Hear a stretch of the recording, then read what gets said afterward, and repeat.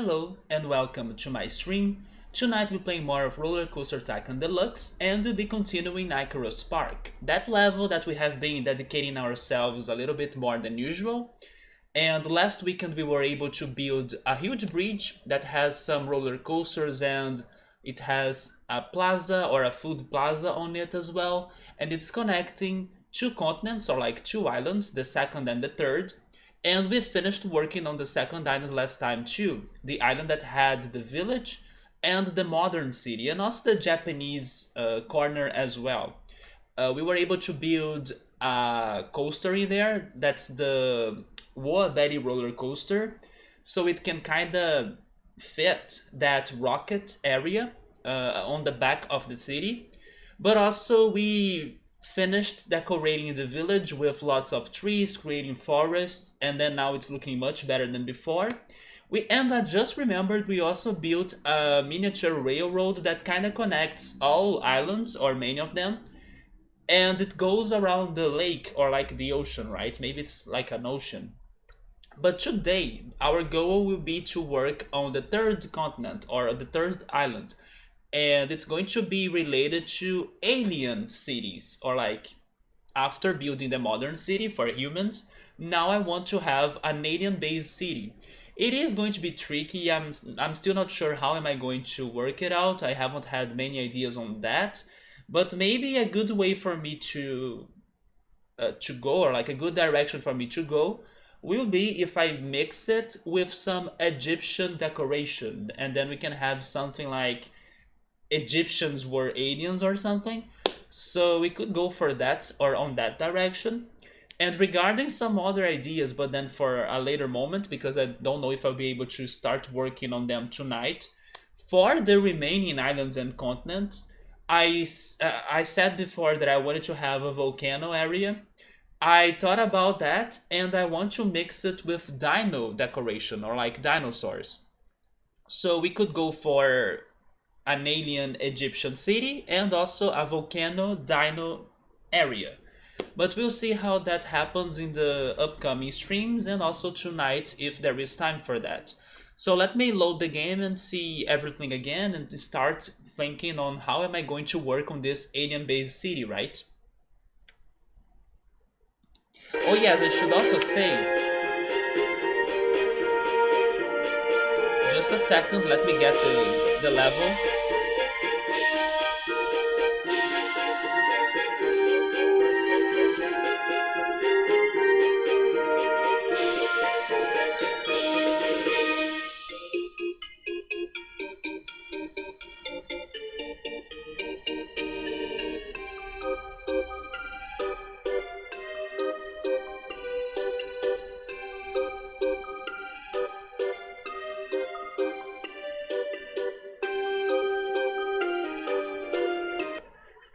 So there we are. I should also say that I completely forgot to check the alerts of the channel because they were bad or like they were not working last stream. Maybe now the sound alerts are working, I'm not sure. Actually, let me test it. But I haven't checked the regular alerts, so in case somebody follows or subscribes or something, probably it's not going to be triggered because I hid it. But I'll see if I remember to do that tomorrow. I completely forgot about that.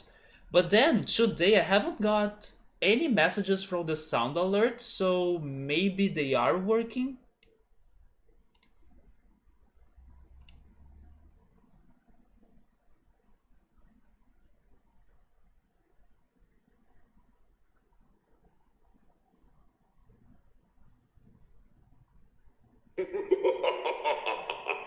Okay, so at the very least, the sound alerts are back. And it's funny that I haven't done anything about it.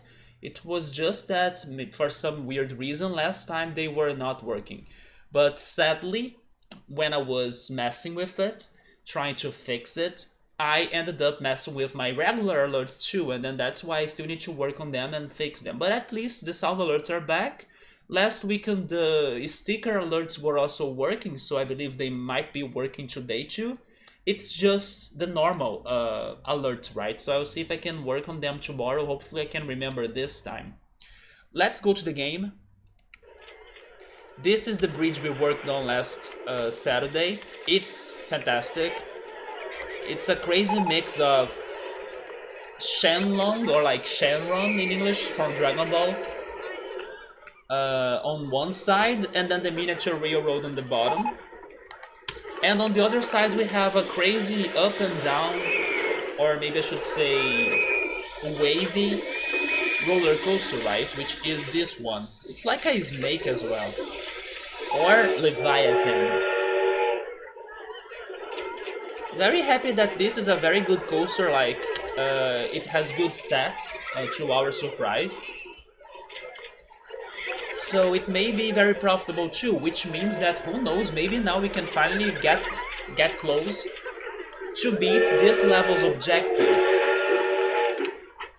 which is this one. We have to have $10,000 in 1 month from ride tickets.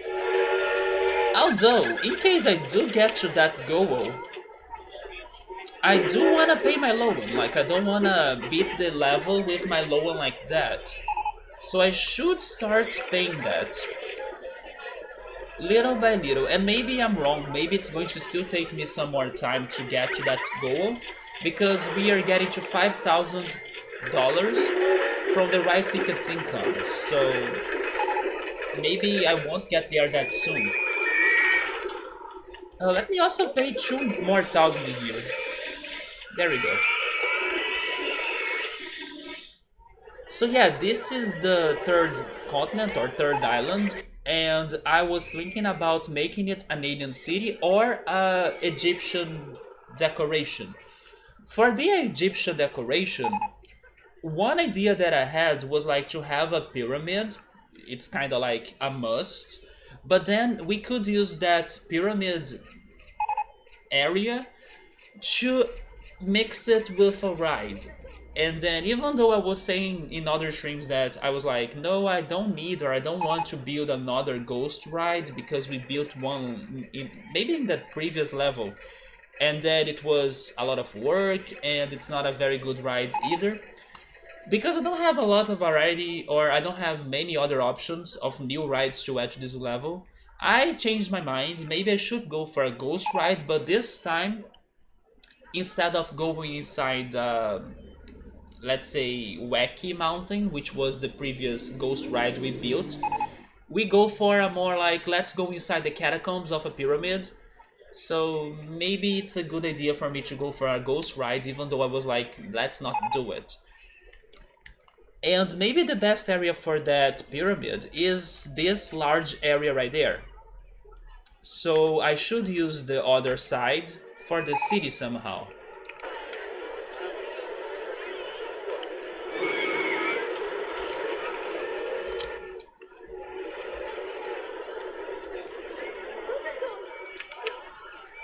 What else do I have that could be fitting for an alien city?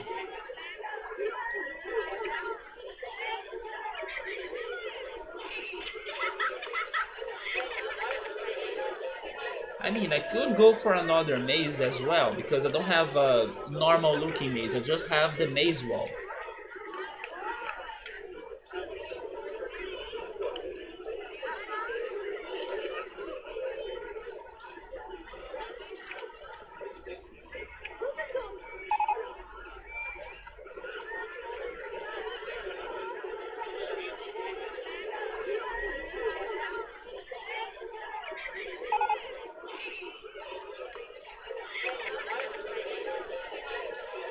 Maybe this coaster? Or the bloodshed?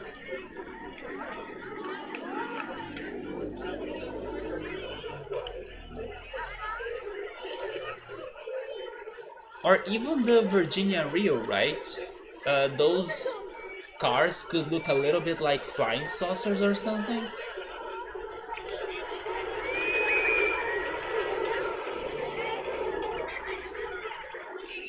If I'm correct, I still don't have the Roro drop on this level.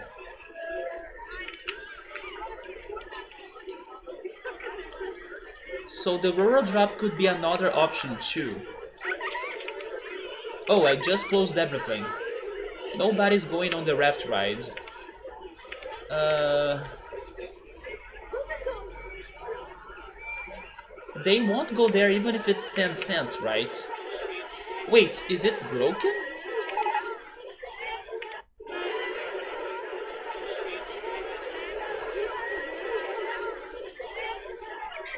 No, never mind. They are now saying that it's at a good value, so maybe they will go there. By just closing it and opening it, I made the ride interesting?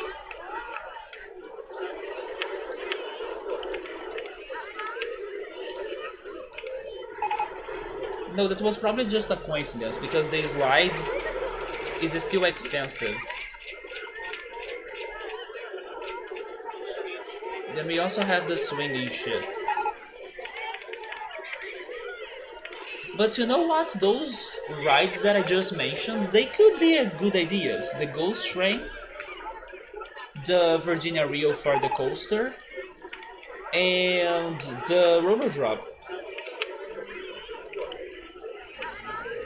And then in case there is more space left... Oh, thank you for that award. In case there is more space left, we can come up with maybe the Bloodshed coaster.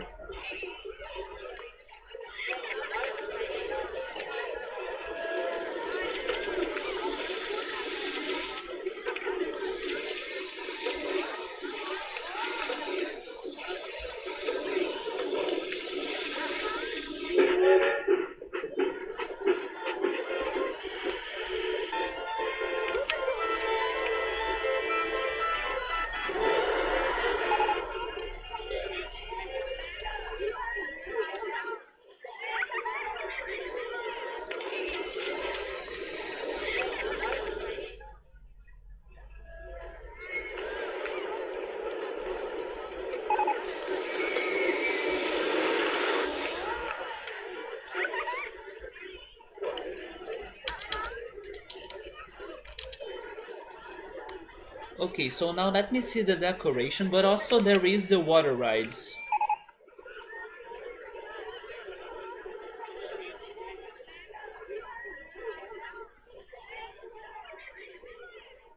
I'm not sure. Maybe a water ride could be more fitting for the Dino Land? Like this one, the river ride? I will skip the water rides for this area. And then regarding the decoration, I have the Egyptian decoration. I have this one. And this one, right?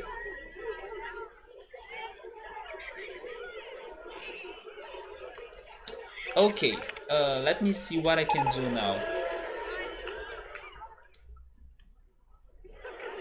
For the Rural Drop, I wanted to go for something very crazy. I wanted the Rural Drop to be kinda underground. And in order for me to do that,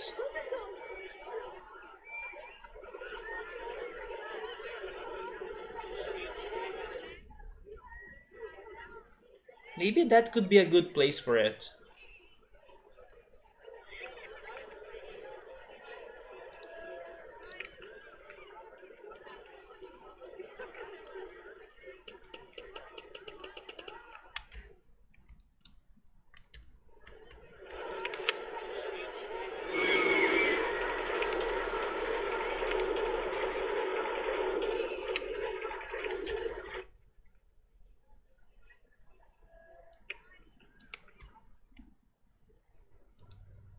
Why can't I construct it there? I can, right?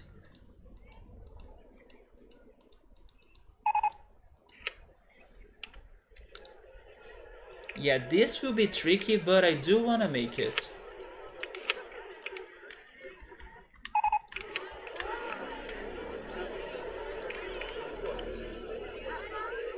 I may be spending a lot of money for the landscaping or just to do the landscaping, but that's fine by me if I can get what I want.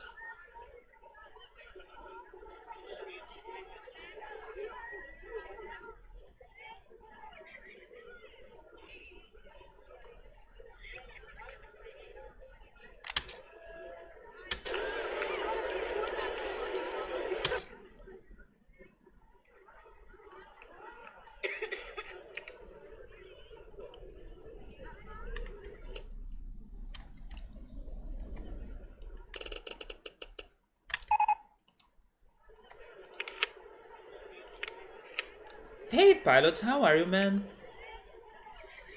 Is that a pit of doom? No, I will show you the real pit of doom in case you haven't seen it. But this could be a second. Yeah, that could be an alternative for those that survive or get tired of going on the first pit of doom, which is right here. Is that where the employees who demand living wages and start talking about unions and end up? No, those end up right here. Yeah, this is the original pit of doom, as you can see them falling into the pit. And then somehow they do survive, maybe just because of this planet's gravity. But otherwise, they would be turned into mashed potatoes, right, after hitting the bottom of that pit. Which was the original idea, because you know we are here as evil capitalists. But yeah, man, this is the original pit of doom, as you can see. It's the wall of shame as well. That's where all of those people they go. But they seem to still enjoy it, because I don't know what goes on their minds. You can see that after they're there, they jump out of joy, like that guy. That one even go down there with an umbrella, maybe just like Mary Poppins or Princess Peach. But yeah, this is the original Pit of Doom. I was super proud of doing this. And yeah, I have and funny that it's next to a Japanese random corner for some reason. It has nothing to do with that, but yeah, it's next to the Japanese village in here. I appreciate that you have embraced my role as an evil capitalist. Yeah, sometimes it's good to like wear the shirt, right? So maybe today was a good moment for that. Also, hey Elsa, how are you, man? Why are all of those people committing suicide? It's not really suicide because, like I said, this planet's gravity saves them. But yeah, this was one of our darkest ideas ever on this game. But they are happy with this ride, so we take it. Are you being a bad employer? I mean, are you joining with Pilot?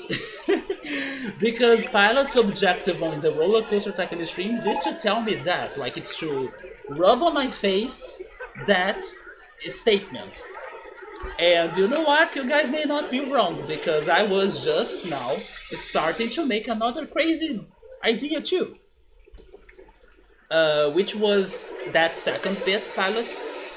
But don't worry, it's going to be a safer ride. I just don't know how am I going to place something on the bottom of this, but I will find a way. I want to make a roller drop that instead of going to the, let's say, sky, it goes from the underground to the ground level. So it's a bit different than the roller drops we are used to see. But then placing that on the bottom in here, it's going to be kind of challenging. But yeah, how were your guys' weeks, or how are you guys doing today? I think I'll need to work on the landscaping even more until somehow I can finally see the bottom of this pit.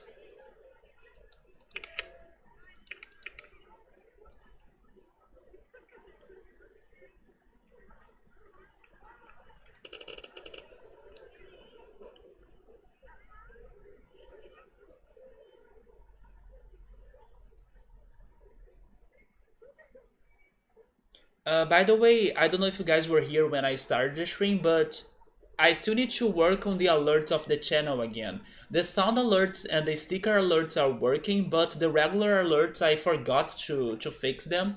So I will see if I can work on them tomorrow. We're still working through the stress of moving. Um, do you know, or could you give me a percentage of like how many furniture have you already moved? Would you say something close to, I don't know, 50% at least? Also, you were having trouble on hiring people to work with the moving, right? So could you get lucky about that? Also, hi Ultras, how are you, man? Hopefully we'll have things sorted out Monday. Since I need the movers to be packing your things into a truck by Friday. So wait, haven't you started? Are you going to start it on Monday? Every day is different. It's a different sleeping schedule. You wish you could sleep more than 5 hours since the past month. Why is that, Alza? Is it because of insomnia, anxiety, or is it because you have been busy? But I can understand you. I did have some sleeping trouble this week. Thankfully, not a, let's say, a horrible one. I have had worse sleeping problems. Mostly because if you remember last weekend, I was having my right ear clogged, and it stayed clogged up until like Wednesday of this week, until I finally found a way to unclog it, which was pretty much to press my ear with my palm, like this. I was pressing it with my palm, and then I believe that was able to get rid of the oxygen or air that was inside of my ear. And then finally I can hear again because it was super annoying and it was making me worried, plus giving me trouble to fall asleep. But of course, every time you are having a sleep problem or you are struggling to sleep, it's always more than just one thing, right? So I believe other things also were bugging me, like stress or like anxiety even. But thankfully, I could rest even though I haven't had many great nights of sleep. It's funny that today I had a very weird nightmare, to be honest. Uh, I'm kind of glad that I'm starting to forget how the nightmare was.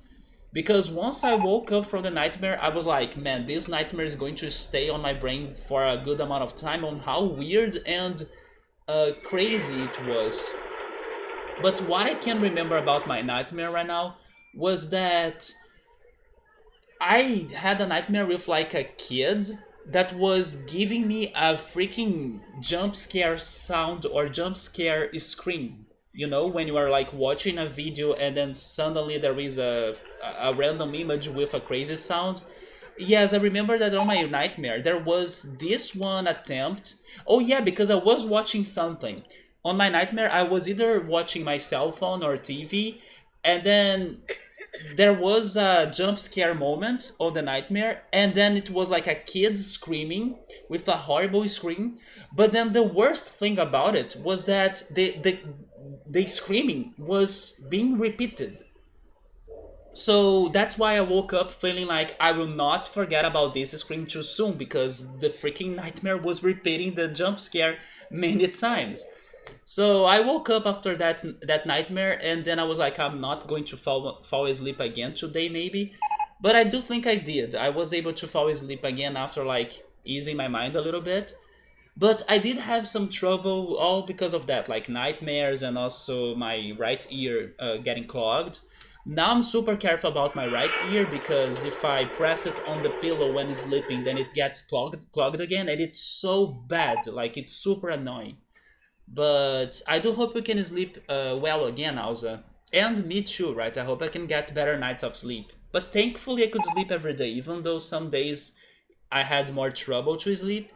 I could still sleep every day. Let me go back to the chat.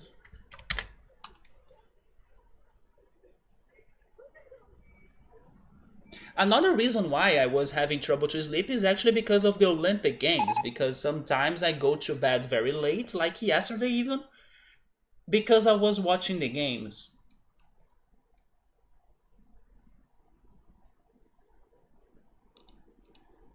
But most of the days, I don't regret staying up late to watch the games.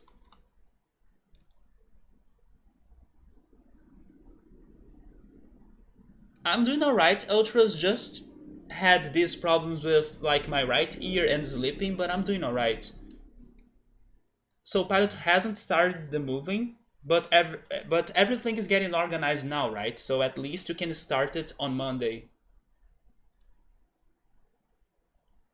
You did succeed in selling both of our beds. It is all supposed to be done by professional movers paid for by my employer.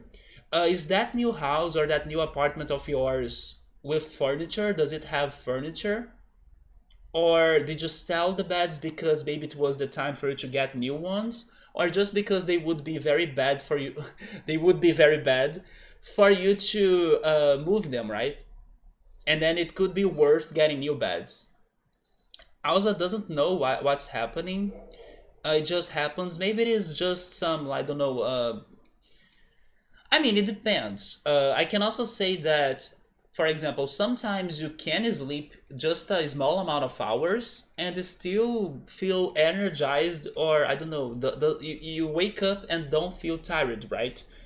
So the problem is not like sleeping for just, I don't know, 5 hours per night. The problem is that uh, you need to see if those 5 hours are enough to re energize you. Sometimes it is, like, sometimes it is enough. But whenever you wake up, you can never sleep back again. I have been waking up in the middle of the night or like in the middle of my sleep, and then I need to sleep again or I try to sleep again. I have been going with that too. I use it to like sleep once and then I just wake up after 7, 8 hours of sleep. But no, now I have been going through that too. I kind of sleep for 3 or 4 hours and then I wake up and then I go back and then I sleep again. I don't know what you do to relax, Alza. One thing that has been helping me a lot, but then of course, like everything you try in your life, sometimes it demands some time for you to get used to that. But something that has been helping me a lot to relax and then sometimes to fall asleep, I even like leave my cell phone playing it while I fall asleep, and then on the next day I wake up with the video over on my phone. Is ASMR. Like ASMR does help me. Not every ASMR video, and also not every ASMR artist. It's something that you really need to like start finding and looking for until you finally find a video or a person that works to trigger you or like to give you the sleepiness you need. But ASMR does help me now, and maybe you should try it, or maybe you should try some white noise as well, like the sound of thunderstorms or rain, or the ocean waves. Sometimes I also go for that when ASMR is not working, but I think that ASMR works better to me. And it's also other ideas is like to forget about sleeping and like playing something chill. For example, I sometimes also start playing Yu-Gi-Oh! Duel Links when I'm not falling asleep that soon, and then Yu-Gi-Oh! Duel Links make me, or it makes me sleepy after just like 1 or 2 rounds. Maybe because it demands some thinking. Even though it's a simple game, you need to like strategize against the opponent you are playing. So it does help me to sleep sometimes too. And I also try watching something. Like I go for anime lately, or I go for short episodes animes. And recently, the one that I have been watching when I can't sleep very fast is Mob Psycho. Yeah, I have been watching Mob Psycho 100. That's the name of the anime. And then I started season 2 this week. I was even watching one episode before starting the stream. So Ultras had a plugged ear for almost 2 weeks. Man, was it the right ear? Because when I was talking to Victor, we got to the conclusion that the right ear is always the one that gives us the most trouble. Yes, I had the right ear clogged. I mean, this strategy worked to me, which was like pressuring it with your palm like this. It did work to me, but it was clogged with air. I see in here that you went for swimming, so maybe it's not going to work the same way because then it would be clogged with water. But in case it gets clogged with air, try pressuring it like this. The left ear also gets clogged, but way less than my right one, so I have been sleeping on the left side of the pillow.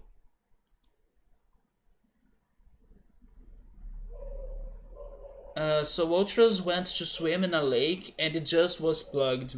I stopped swimming. I don't know if you guys remember, but some years ago I was like swimming in the pool of my apartment. I also stopped it because of the pandemic, but also because my ears were getting all clogged thanks to the water, even after I bought the earplugs or earbuds.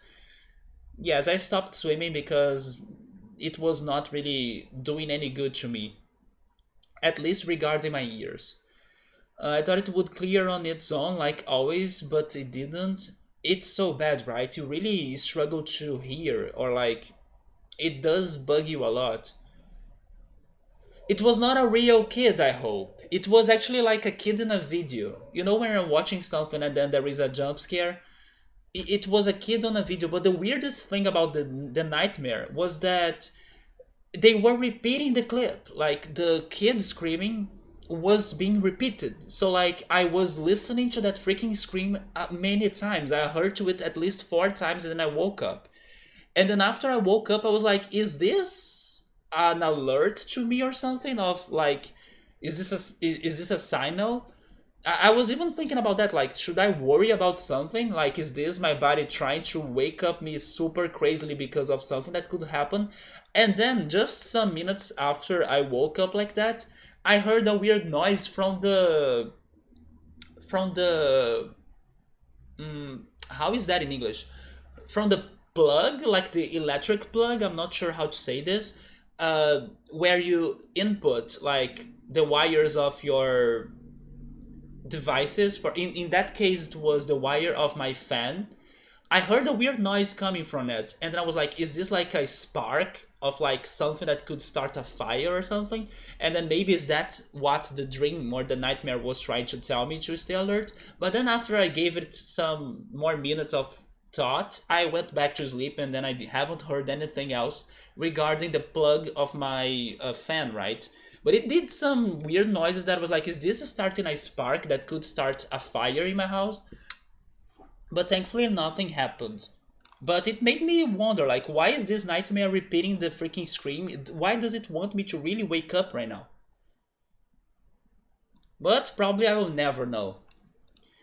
So Ultras started doing the trick, unplug it, and it just got worse. So you gave it a few days. I gave it a few days too before trying to pressure it, but then I got very impatient because I was like, man, I can't stand this ear anymore. And then when I was pressuring it like this, it worked. But also because I knew it was plugged with air, right? It's better than water. Then nothing happened, so you were concerned you had lake water in there that could have bacteria. Then you went to a walk in the clinic for an ear flush. I considered doing that. I even told my parents that I have been getting my ears clogged a lot after sleeping. And they just said like, give it more days, or maybe it's your anxiety. It could be actually. I do think it might have a part of it. It might have a part on this, right? But I have been considering going to the doctor too in case this continues to happen too much. And then the doctor didn't bother and told you to go get ear drops to soften the wax because it was impacted. Ear drops? Oh, okay, I get it. Yeah, which would like dissolve the wax, right? So after a week of trying, and even nurses at work trying, the ear was so badly plugged. So man, next time you go for a swim, try using earbuds. I did get those to swim in my apartment. Although now I would still avoid it because I'm very concerned about my ears. So a week goes by and then you were really affected. Yeah, it does get us like concerned, and it's very annoying. Like it's very uncomfortable, and you are driving because you couldn't hear right. So you tried going to a clinic again, and all four of them in your city were closed before they were even open. But in the end, how was it? Um, how was it for you to unclog it, or did it just happen naturally? Pat is saying that the new place does not have furniture, but we just want to move to much more minimalist furniture. Beds are going to be Japanese style roll-out futons that we can store away during the day. Now that's going to be very different for sure, right? But you know something that I miss? I miss the old, and then I don't know what's the right word in English. Maybe I should just check on images to show you. But there is this one thing that I miss a lot because it used to be very common back in the day, in the 90s, in the 2000s even, but today it's not that common. Um, and then when you like use it to go to sleep at your friends' houses, or use it to sleep, at a different place. They use it to give one of those to you for you to sleep on it. This is what I'm talking about. How is this in English? I'm not sure. It's like a small bed that you can roll and place it or store it somewhere. Those are becoming less common, in my opinion. Now, when you go to sleep at somebody else's house, they will give you an inflatable version of this that sucks so much. It's not fluffy and soft like this one. So I miss those. Even though they are not as comfortable as a regular bed, they are, I would say, my second most comfortable option for you to sleep on. Because I did used to sleep on those back in the day, but today when you go to, I don't know, somebody else's house, they will give you an inflatable one, and they suck. Like, they are super bouncy. I even wake up with like backache. So I miss those. Those used to be very common here. Wait, you have never seen one of those? Were they something like very Brazilian? Those are, or they used to be very common in here. Maybe someone or some people would still have them at home, especially if they get many people visiting, or like they don't have spare rooms for the visitors, so like the visitors would need to sleep on the floor of the living room, or like on some specific locations, not necessarily giving them a whole room for them. But from the people that I know, or like my friends, now they will always give me like an inflatable version of that. That's so super bad, like an inflatable bed. No, it's not very good. I sometimes even prefer sleeping on a sofa than going for the inflatable thing. But I used to sleep on those a lot, and they were good. But I have never slept on a Japanese futon. So I wake up with my eyes burning. So 100% not enough, but I can't never sleep back. But then you are not sure if you feel anxious. Do you know if your heartbeat has changed? Maybe it is just like insomnia. Sometimes I'm not anxious, but I can't fall asleep. Like, I don't feel sleepy. Yeah, sometimes that happens to me too. The best strategy, man, is, at least the one that I go for, is that if you're not really falling asleep, the best you can do is not to force it. Of course, you can try some things that could make you sleepy, but if you see that it's not giving you a result, try living another day woke, or awake maybe, and then on the next day you'll be more tired, and then you probably will be able to have a better sleep night, or a better night of sleep. I sometimes need to do that too. So I went to the hospital. He sat there waiting for 12 hours? Dude, what the heck? The whole day in the hospital just to unclog your ear. Then the ear doctor lady tried unclogging your ear, but it was super painful, and then she wasn't successful. And then in the next morning I called work and I said that I'm not coming in until your ear is unplugged. So you kept flushing until a massive glob of wax. Yeah, one of the days that I had the ear clogged, it was also because like a large amount of wax too. But now it's because of air and because of the pressure I make on my head when I'm sleeping. So I pressure my ears so badly on the pillow that a lot of air gets inside of it. But part of it, I gotta confess, is my fault too, because sometimes I scratch my ear, and that's something that you shouldn't do. So I believe by scratching my ear sometimes, it also kind of, messes the interior parts of it. So now I'm like, no, don't touch that ear anymore, don't scratch it. And then also don't sleep on the other side of the pillow because it's going to make the right ear worse. Everything got super. Yes, right. It's such a crazy feeling. Another things that I was doing as well was like opening your jaw or your mouth a lot, or like making some chewing movements, or even yawning. Right, yawning can also move the muscles around your mouth and your ear, and then that movement can do something on your ear as well. Sometimes help it to unclog it, or like to make it a little bit more comfortable. So yeah, making some jaw movements and mouth movements can also help sometimes.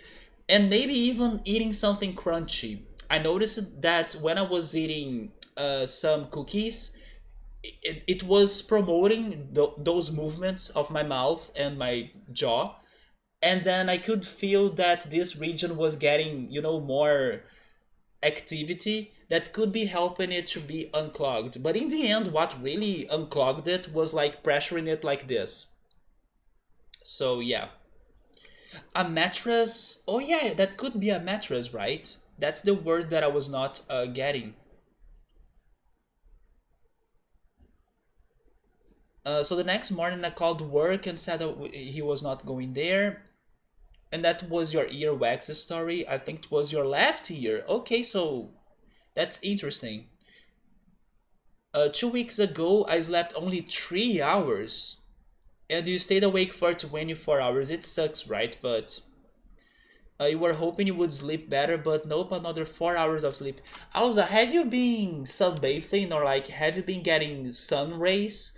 Because just a guess of like my own experience, that could also be lack of vitamin D. Have you been able to sunbathe or like stay outside for at least 15 minutes per day? Or maybe even eating some food that have vitamin D like eggs or milk? Check your vitamin D levels as well. Just a guess, vitamin D could be part of it because of melatonin as well, right? Also, hi Subaru, how are you, man? The next day is like only two or something. Also, have you been like working out or like going for walks, doing some physical activity? All of those things can be helpful for you to sleep better. I know like what I'm saying is kind of obvious, like everybody knows that, but sometimes we know what's right for us and we still don't do that. So, just to reinforce the ideas, don't forget to take care of those activities, or like sunbathing. Those things can be a matter on your sleeping health. The next day it's like two or something, so the past week of 5 hours is considered much better than the week before it. But you don't know, it seems like it happens to you a lot, even though you have no stress or anything. I would guess it's something about that, like vitamin D, maybe you're staying inside too much. It could be a foam bed. I see, a foam bed, yeah. But you're not really sure how to call it in English either. But have you seen those? Are those common in there? You are from Saudi Arabia, right?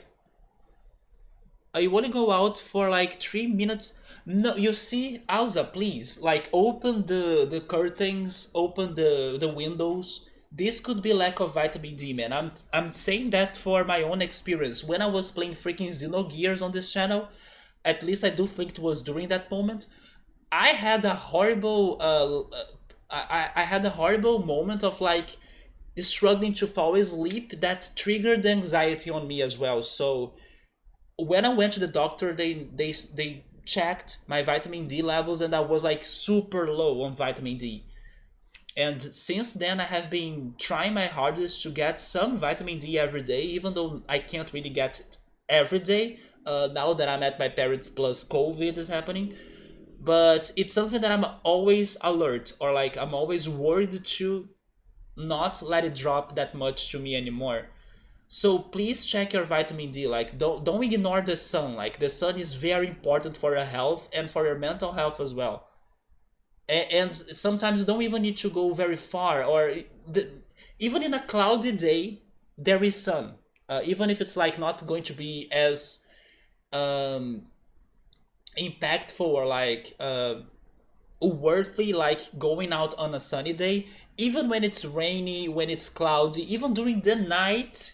Don't forget that the sun is there, so you can still get something from it. When I was having some of my worst anxiety insomnia problems and I couldn't sleep at all, I used it to go to the balcony of my apartment, lay on the balcony, watch the stars and the night sky during like some minutes or some hours even. Um, Even though like there was no sun or like there was nothing like that, but it used to make me more relaxed, and I want to believe that at least a little bit of vitamin D I could get from doing that during during some minutes, like I said, but like at 3 or 4 a.m. even. I do recommend having this moment with the sun. It's super important, man. Or you can also buy the medicine. At least here in Brazil, we can easily find uh, some vitamin D medicine. I don't know another word for that. That could help you to refill you on your levels. Although it could be a bit expensive, but it's your health that we are talking about, right? So it could be worth going for that too. Some vitamin D drops, right? I would go absolutely insane if I didn't get natural sunlight for longer than a week or so. Me too. When I was in my apartment, I used it to sunbathe every day, of normally during an hour and starting at 5 p.m. or so. That's the time that the sun sets in Brazil, or at least normally sets. Here at my parents, I have been sunbathing less because there is no balcony. But when I'm working on this PC, I'm next to the window. You can see the curtains right here. I let this window open so I can get some sun from it. And one time per week at least, I go to the beach with my dad for a walk of like 15 to 20 minutes. And even when I don't go for a walk, I go with him in the car to, I don't know, do grocery shopping or something, and then I'm also getting some sun from that. But yes, it's something that I take a lot of attention to, because as I do struggle to sleep, it is like my priority. Like I need to do everything I can to not struggle to sleep, or like to not have a sleep problem that could become worse and like trigger anxiety that would trigger depression. So I need to like always be uh, wise about what I can do to prevent those things from happening.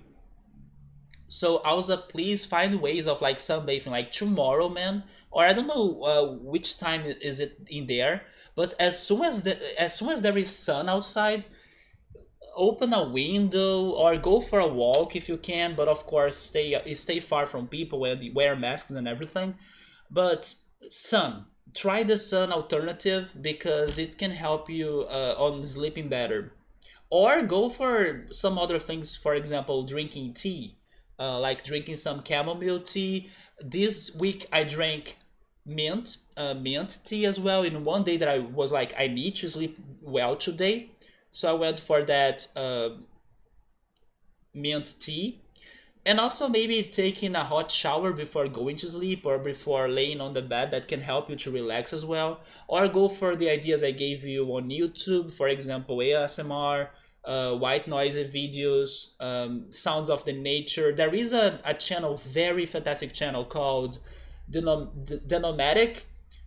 How was it again? Let me see. The Nomadic something.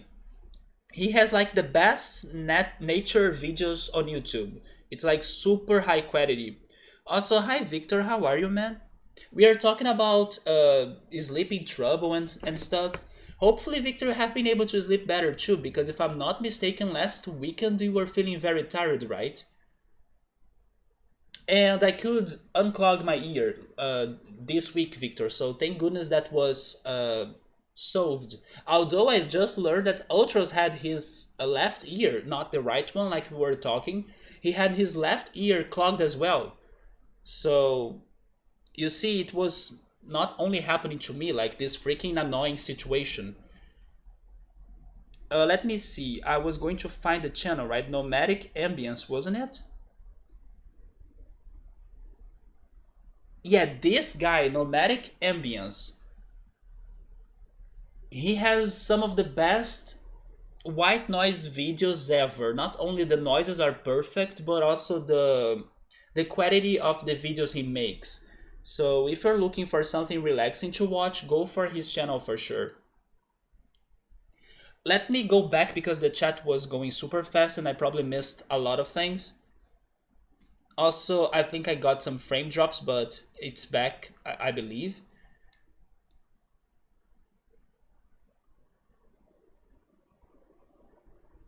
Well, if it's vitamin D, then I suppose it's the cause then. You should be careful about your vitamin D levels, man. I had like a phase of my life that I was stuck for like 2 months, and then I was not opening the windows or like not going outside too much. And then I believe that's when my vitamin D levels went super low, and it only made or caused problems to me. Um, use them a lot even for our own if we sleep in another room, for example. Yes, but in here, or at least from the people that I know or that are close to me, I can't find those anymore, those mattresses. They always come with the freaking inflatable one, which is super horrible. Ultros had to lurk, but he wasn't sure what I said about his ear story.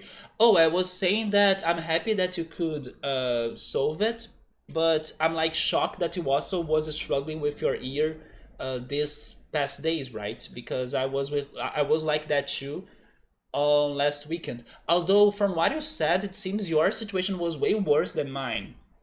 Even though my ear got like some days to get unclogged, in the end it was just air. It was not like wax or water.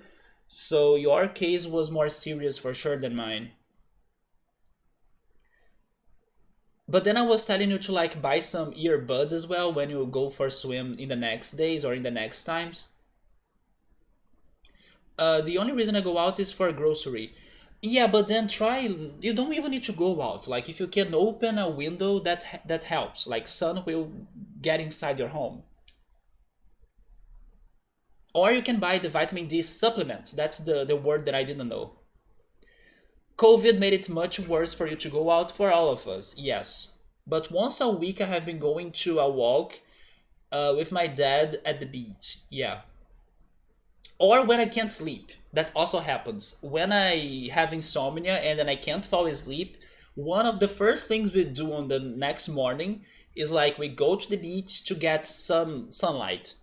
That happened in the middle of July of last month. Yes, there was one day that I couldn't sleep. I was like, Mom, Dad, I can't sleep, so here I go staying awake for the next day.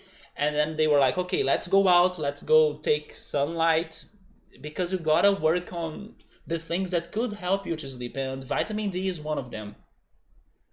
Vitamin D is not only important for you to fall asleep, but also for your own feeling of happiness.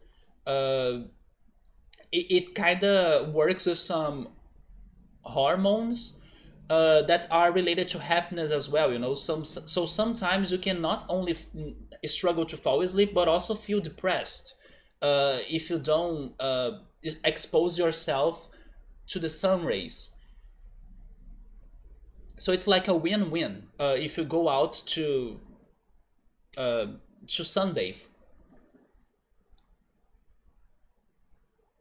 One thing I'm really looking forward to about our new place is that it has huge west-facing windows, so we'll get a ton of natural light in the afternoon and evening. I can't remember the picture of your apartment anymore, Pilot, or at least not.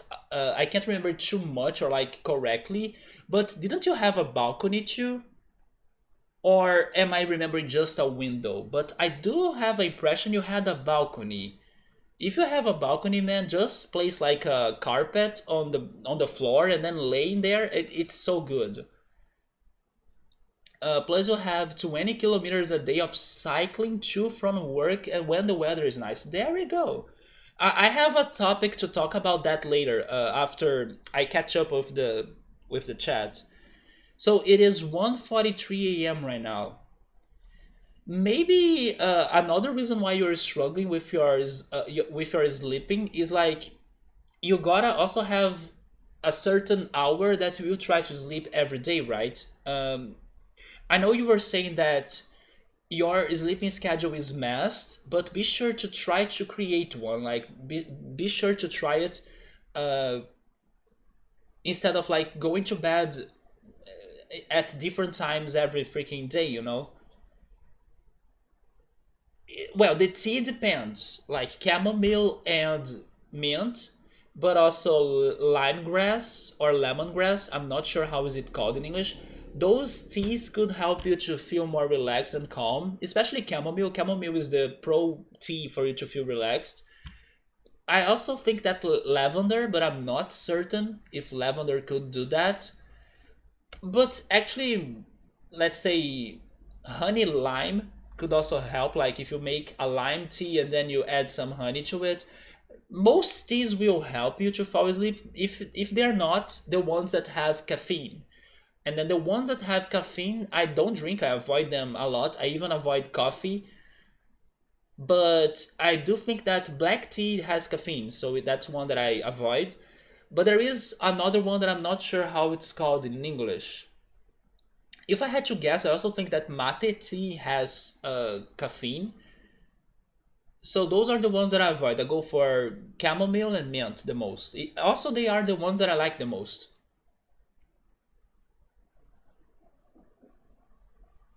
Oh wait, you drink like 5 cups minimum of tea daily, but not green?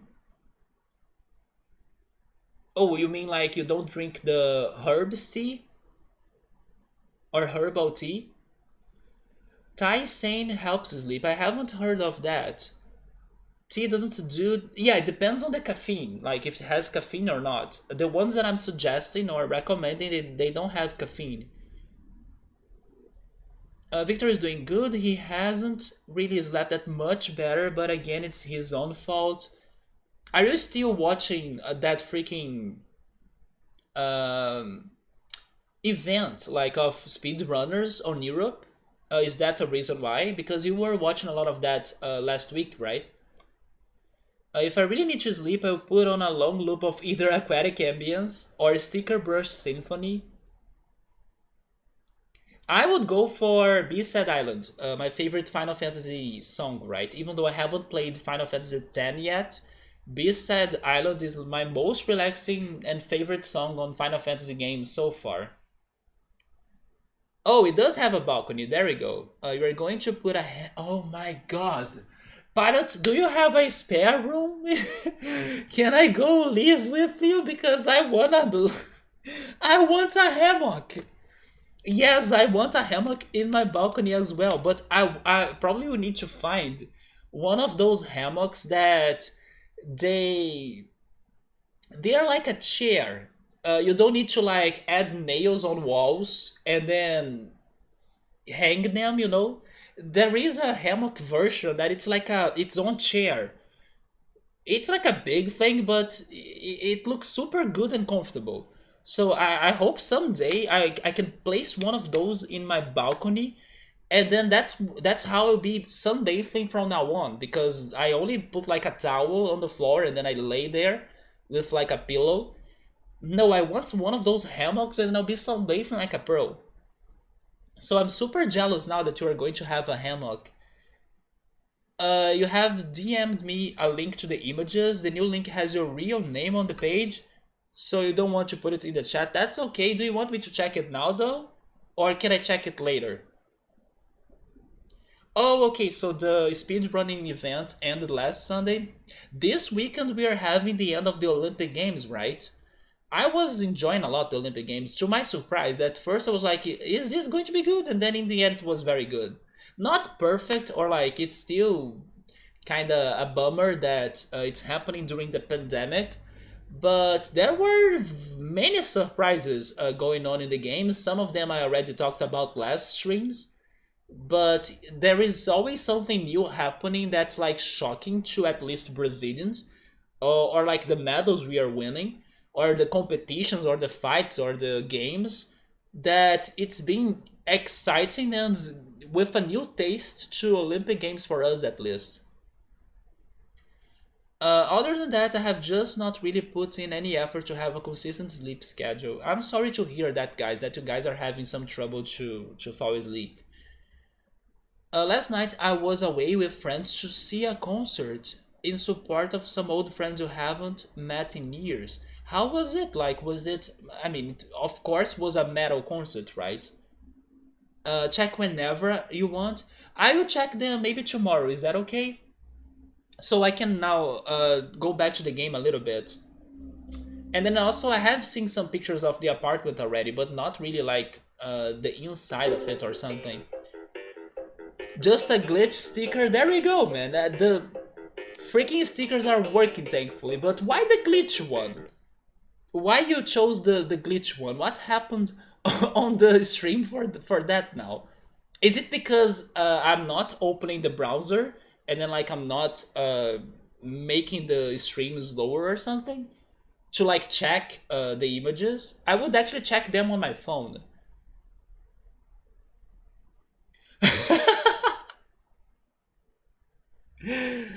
Okay, okay, there we go. We have some kittens audience in here tonight. Maybe Oliver from Notros is also checking out the stream like he sometimes does. What are your kittens' names, Victor, by the way? Also, Victor, I need to say, in case I didn't say that last weekend, and also speaking on the Olympic Games, congrats for Sweden for like having a freaking athlete on pole vault that he was jumping higher than 6 meters. And from what I understood, he won that gold medal from like a huge margin from the other competitors. So congrats for the Swedish guy that jumped like 6 meters and he was still just fine. It looked like the Matrix and just had no idea. Oh, you were testing it? Alright, man. I was like, why is this happening now? Like, why this pick? So it was an indie rock concert. Okay, that's a bit different than what you are more used to check, right? Those guys, the ones playing, they are not metalheads. Okay. I know that the band that got like the most of my attention this year, they have been the soundtrack of my 2021.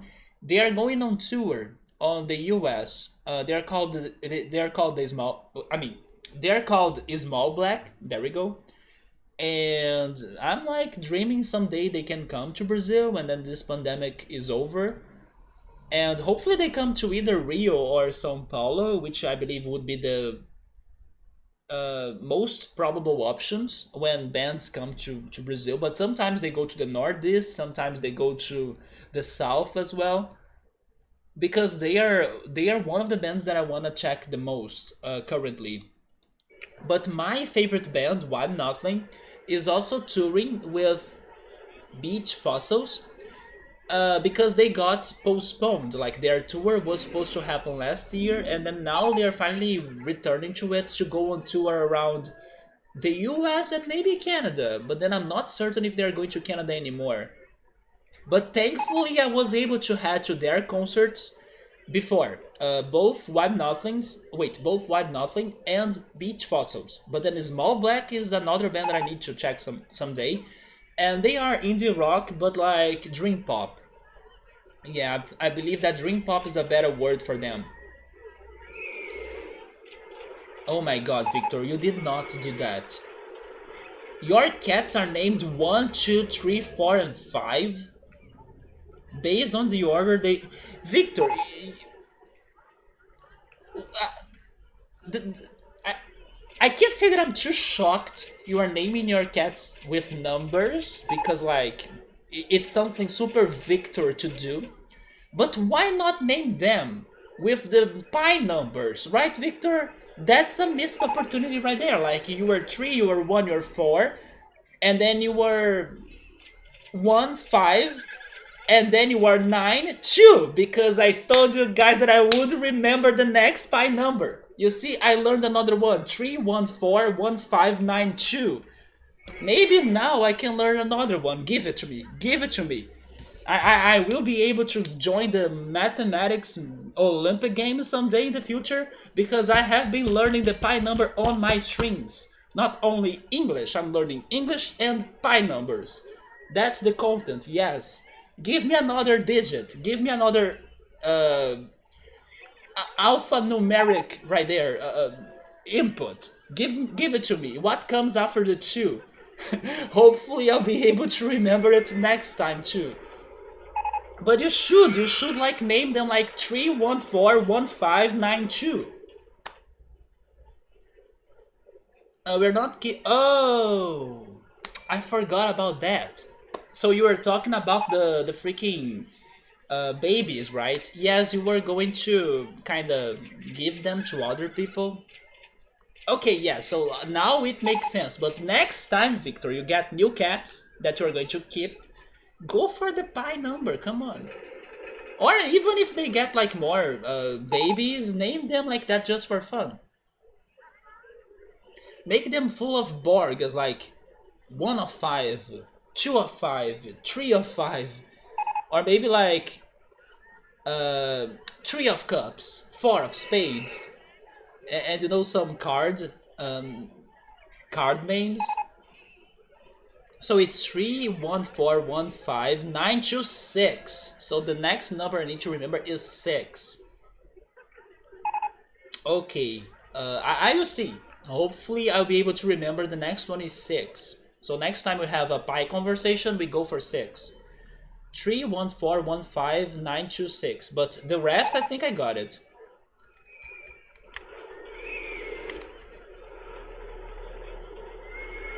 So moving on. Or should I keep on talking about the Olympic Games? No, I will bring this up already. And then later on we talk more about the Olympic Games. One thing that I was saying last weekend was that thanks to pictures posted on Discord from both like Emily, It's Too Early, and also thanks to all of the food talks we have, and then probably some people were having that last weekend, but I can't remember who anymore. In summary, people were like conspiring against me that they were having pizza, but I was not. And then every time life gives me that slap on my face, what needs to happen? I need to get my pizza too, right? Because you can't like keep on getting jealous from pizza of others. You gotta also have your own pizza. So I did that. And then that's a topic for the night because the pizza I had this week is probably different, or at least with a twist that you guys have never heard before in your lives. Because I did not bake my own pizzas. I was lazy, and then I decided that I would order pizza from this one pizzeria of my hometown again after many years to see if their quality was still good. So that's what I did on Tuesday, because unfortunately on Monday they were closed. Here's the twist on the pizza I had. Have you guys ever heard of a pizza that has no tomato sauce? Yes, that's the stuff we're getting in tonight. First of all, what do you think about that idea? A pizza that has no tomato sauce. Would you pay for that? By the way, I just like... There we go. I hope the camera is good because I was speaking and then I somehow spat a little bit. And then I saw a little bit of it getting on the webcam. Hopefully it's fine, right? I was saying that's the best pizza ever. That's a response I was not expecting at all from this one chat. Are you serious or are you messing with me? Oh my god, Victor has 3 of the cats climbing on him. Oh, it's because Elsa doesn't like tomato? Okay, Victor is finally getting to the results right there of what I said. You see the... Victor will rage now. Victor the Rage Nerd. Just found out that I can ask Siri what are the first X digits of pi and she will recite them all. So far I can confirm she will recite 100 of them. Why not use that as like a sleeping alarm, right? The first thing you'll hear in your morning is like Siri reciting the pi number. Hello, pilot. Good morning. It's like 3141592 6. And then I don't know the rest. That's not a pizza then. Okay, I haven't said it all. But it starts like that. It's a pizzeria that decides to do pizzas without the tomato sauce. Wait, she will recite the first 5,000? But then she can't recite 10,000. Yeah, that's a little bit exaggerated, right? Okay, here comes the twist. The reason why the pizza doesn't have a tomato sauce is because they will give you a tiny bottle of like homemade tomato sauce, and it's at like a hot temperature, so you can like spread it on top of your pizza yourself and make it delicious and jamming and all. That's the pizza I have had on Tuesday. What about that? Would you now order it? But it is different because indeed the pizza does not get the tomato sauce. You need to drop it on. Like you need to get the bottle and that's it. And it does get at a good temperature. Like even though I ordered it and then it was delivered, the bottle had it hot. So you kind of get the pizza at a very good temperature as well. The only bad thing is that I can't say the pizza quality was fantastic. They could still make a better dough. You know, it is just an okay pizza regarding the dough. But the tomato sauce of them, that's homemade and unique, makes it. Also the price. The price was not too bad or too expensive, so the cost benefit is worth. If they could bake a better pizza dough, right? Then they would have like a perfect pizza or like a something very close to the best pizzerias I have had or I have been to. But sadly, their pizza quality is just okay. And then what makes it for them is the tomato sauce that you need to spread it yourself on top of your pizza. Some are saying that reciting numbers like that when you wake up sounds a lot like in Portal, like GLaDOS, right? GLaDOS could be a good alarm for you to wake up. I'm pretty sure somebody has worked on a GLaDOS alarm. We already have GLaDOS GPS, so why not GLaDOS alarm? But then Victor's like, but why? Because Victor, that's what makes your place unique. Have you heard that there is no more space in the world for creation? What needs to happen is like you gotta do what people do but differently. That's what this pizzeria did. And I gotta say, it works for them. Maybe they are not like, let's say, the best, the top one pizza of the sea. I'm not sure already which one is or which one would be that spot. But they are totally the only ones that do that. And people do love their tomato sauce.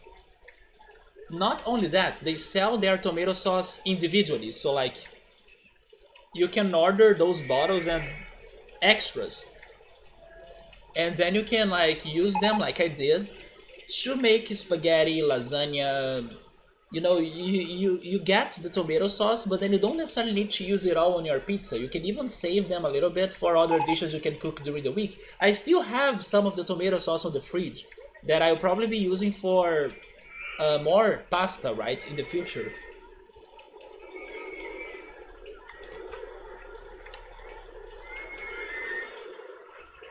Yeah, that's their way of like getting highlighted in the market or in the competition. And I gotta say, they have a fantastic tomato sauce. I just hope the pizza was a bit better, but it's quite standard. Or it's like a forgettable pizza if you don't have the tomato sauce.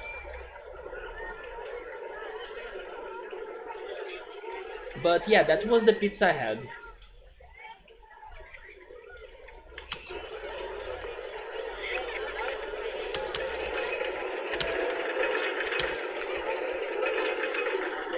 Also, Pilot, I can guess that you still haven't watched Space Jam, right? Maybe now I can go back to the Olympic Games talk.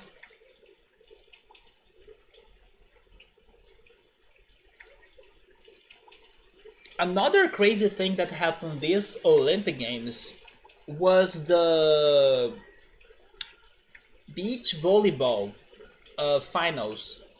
Actually, not only the finals, the whole competition was all crazy. But the finals was actually the Russian Olympic Committee versus Norway. So now tell me, where are the beaches in Norway or like in Russia? Or like how come they could be the ones with like the best volleyball teams for that event? But yes, the finals were Russia and Norway. Two places that I don't think people will first think about their beaches, right? But anyway, congrats for them because they beat all of the other countries plus Brazil. But what I'm happy about the freaking beach volleyball in these Olympic Games is that the team that disqualified Brazil, or the two teams of Brazil, and we couldn't stand one of those players that's called Plavins. He is from Latvia. I was surprised that's how this country is pronounced in English because it's very different than Portuguese. And I was like, you gotta be kidding me. This country's name in English is like a Pokemon. Is it Latias? Yeah, Latvia. So he's from Latvia. And it was like super crazy to see their games because they were very tricky, dirty, and like easy to like trigger because their games or the way they play, it was so like nerve-wracking because they were like with some dirty hits on the ball to place them on the corner of the bottom of the court where nobody is located at. I mean, I give them high props for like being strategic like that, but it was super annoying the way they were playing them, and also the freaking Swiss women volleyball team that I need to see if they won or not the competition. I was like cheering for them to not win because every time they were scoring a point, they were screaming out loud at the faces of the opponents. So I was like, I can't stand this woman's voice anymore. They were so like. It was quite disrespectful the way they were reacting to the points they were scoring. So I got annoyed by them too. I'm hoping they didn't win the beach volleyball for women. At least the Latvia people, they did not win. Wait, what the heck is going on here? I mean, it's a unique idea at least. I think I would still prefer a normal pizza.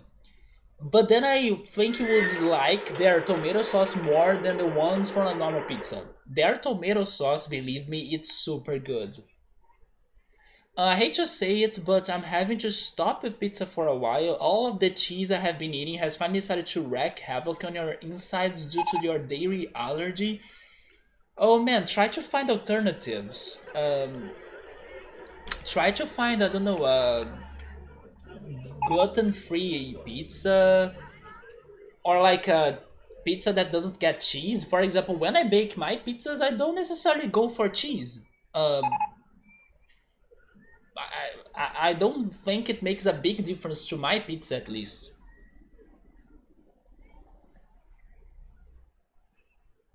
And then I don't know, you can have a more basic pizza like with tomato basil, which by the way I learned the recipe of a tomato basil pie. So I will see if I can bake it as well. That pizza remind me with some place when I ordered coffee with milk, so they call it cream. So they make it a just slightly warm coffee. They don't get sued. and give you the cup, and then they have a small paper cup where they put the milk in it that they took out of the fridge.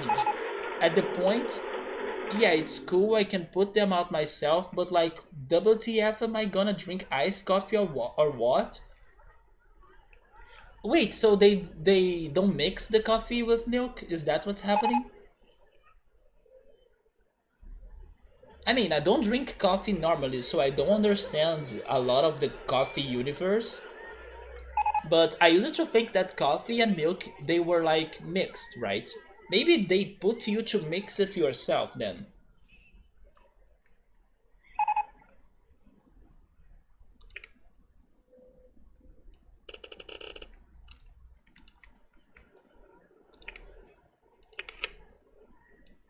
And then last weekend I was talking to Victor about how in schools they don't teach us the rules of sports and things, and then sometimes we have games like the ones in the Olympic Games where there are those more different sports being played and then we don't understand their rules properly. Another example of what happened this week was regarding the sailing competition. And we got gold medal from the women's duo team.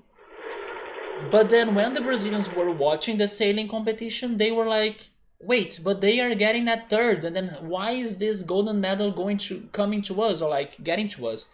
Nobody was understanding how could the team get like third place but get the gold medal still. And the reason why that happened was because the sailing competition gets many circuits.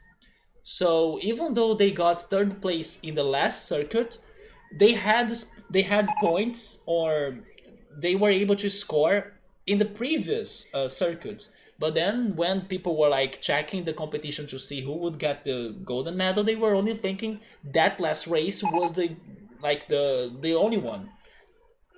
So the same situation of like people that were not understanding the tennis games or some other sports as well, they were struggling now this week with sailing.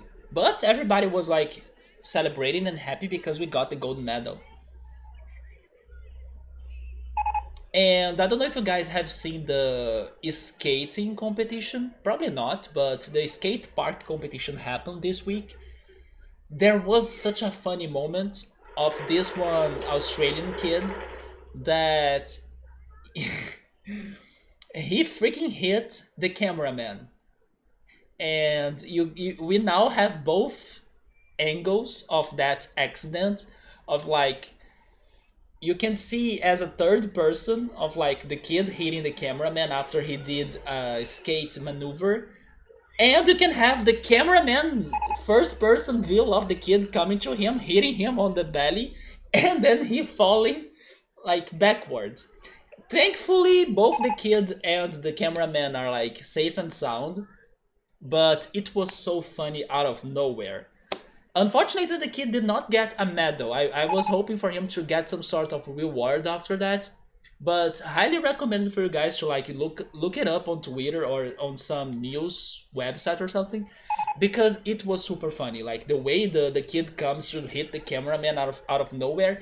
And I gotta say, it was almost easy to predict that would happen because the camera people were very close uh, to the grinds, or like the bars and the places where the skaters will be coming up with tricks. So yeah, it was like a recipe for disaster, just like what happened on the BMX competition where they had like three, or not three, sorry, they had like 10 racers in a very narrow racetrack. And then I was like, are you kidding me? This is of course going to cause an accident. And then it had an accident. But when Pilot was saying that he was going to be riding a bike to his work, that reminded me of a talk I had with my friends when we were actually watching the skate park competition. And we were talking about like, man, how could the skating be out of the Olympic Games for so long and stuff, because it's so fun to watch and it's so cool to see the maneuvers and tricks. and it's so fun to cheer for it and stuff. And then how it is inspiring new people or new kids to like start skating in their lives or something. How could this not happen for so long? And then my friend was like joking on me of like, come on, Alan, start skating you too, or like, let's go skate and stuff. I'm like, no, no, no, that's too radical to me. But I remember how much I enjoyed skating on rollerblades as a kid. And then my friend was like, yes, me too. I miss the rollerblades, right? What happened to them? And then I want to put that question to you all in here. Like, what happened to the rollerblades? Why is it not a thing anymore? Why is it not an Olympic game even? Because yes, if I had to ride something instead of like a bike or skates, rollerblades is my answer. I used to love it, and I now wish I can go back to it.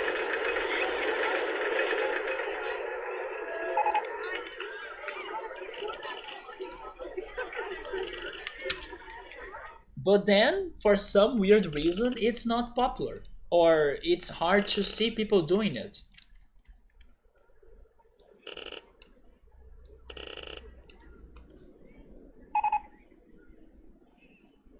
I used to make a lot of pizza using nooch, which is the nutritional yeast, instead of cheese, and it was amazing.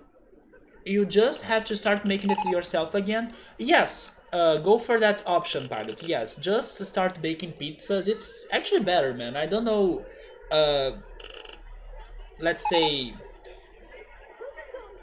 how fantastic is the Domino's in there in comparison to like homemade pizzas. In here, I can say that my homemade pizza is better than Domino's pizzas, but go for it for sure. Like, don't say you're not going to eat pizzas anymore. You can totally bake them yourself. I have absolutely no idea how most of the sports in the Olympics work. I actually learned a little bit about some of them. I was even watching a karate match. I haven't watched a lot because, first of all, there were no Brazilians competing, or at least not that I'm aware of. But just because it was being aired, and then I was like, okay, I haven't checked anything about karate. I watched a little bit, and it was fun to see that the fighters have some sort of gloves and knee um, knee protectors. Not knee, actually, it's a heel, right? Heel protector or something. I mean, they wear things on their hands and also legs when they are hitting the opponents to not hurt them. But I have never seen those types of gloves before because they are very karate specific gloves.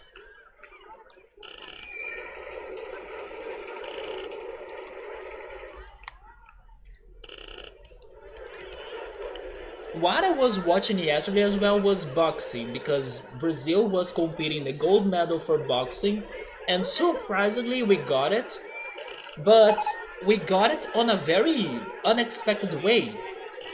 We were able to knock out the freaking uh, opponent, even though the opponent was kind of ruling the whole rounds.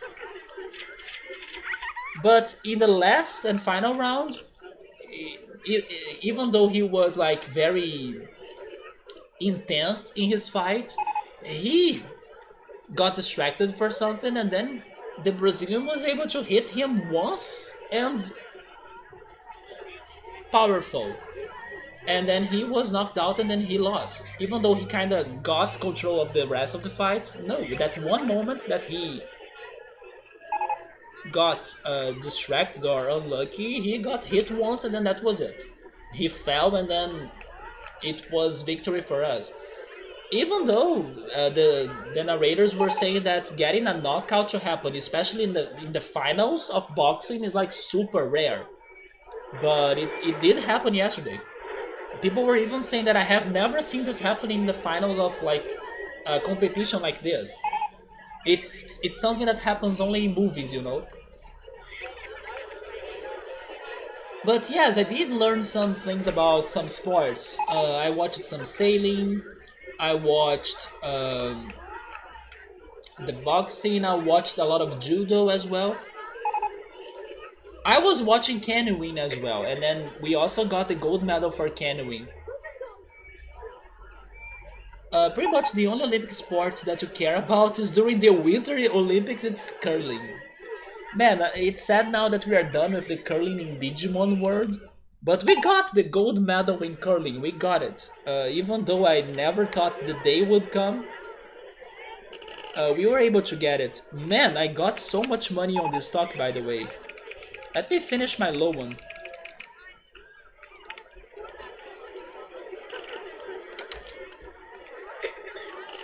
Speaking on which, I was even asking myself, like, how can bowling not be an Olympic game?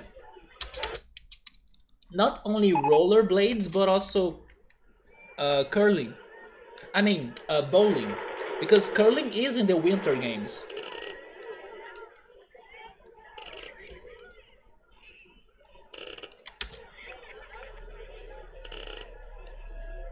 You had an internet outage? I'm sorry to hear that. But normally when you order coffee, it's either black with no milk, and then you... or you can ask for it. So they normally take the milk and put it in the coffee machine on the side, and then it boil it with vapor water or like boiling water, so it becomes creamy, and then they mix it together with the coffee and give it to the mix already. But then this one place you order it from, they put the cold milk on the fridge in an extra small paper cup, so you can mix them yourself. But then why is it cold, right? I mean, it's going to make the coffee also cold. In the end, what is the impression you have from the place? Like, did you like the coffee from them? Even though they give you coffee with cold milk?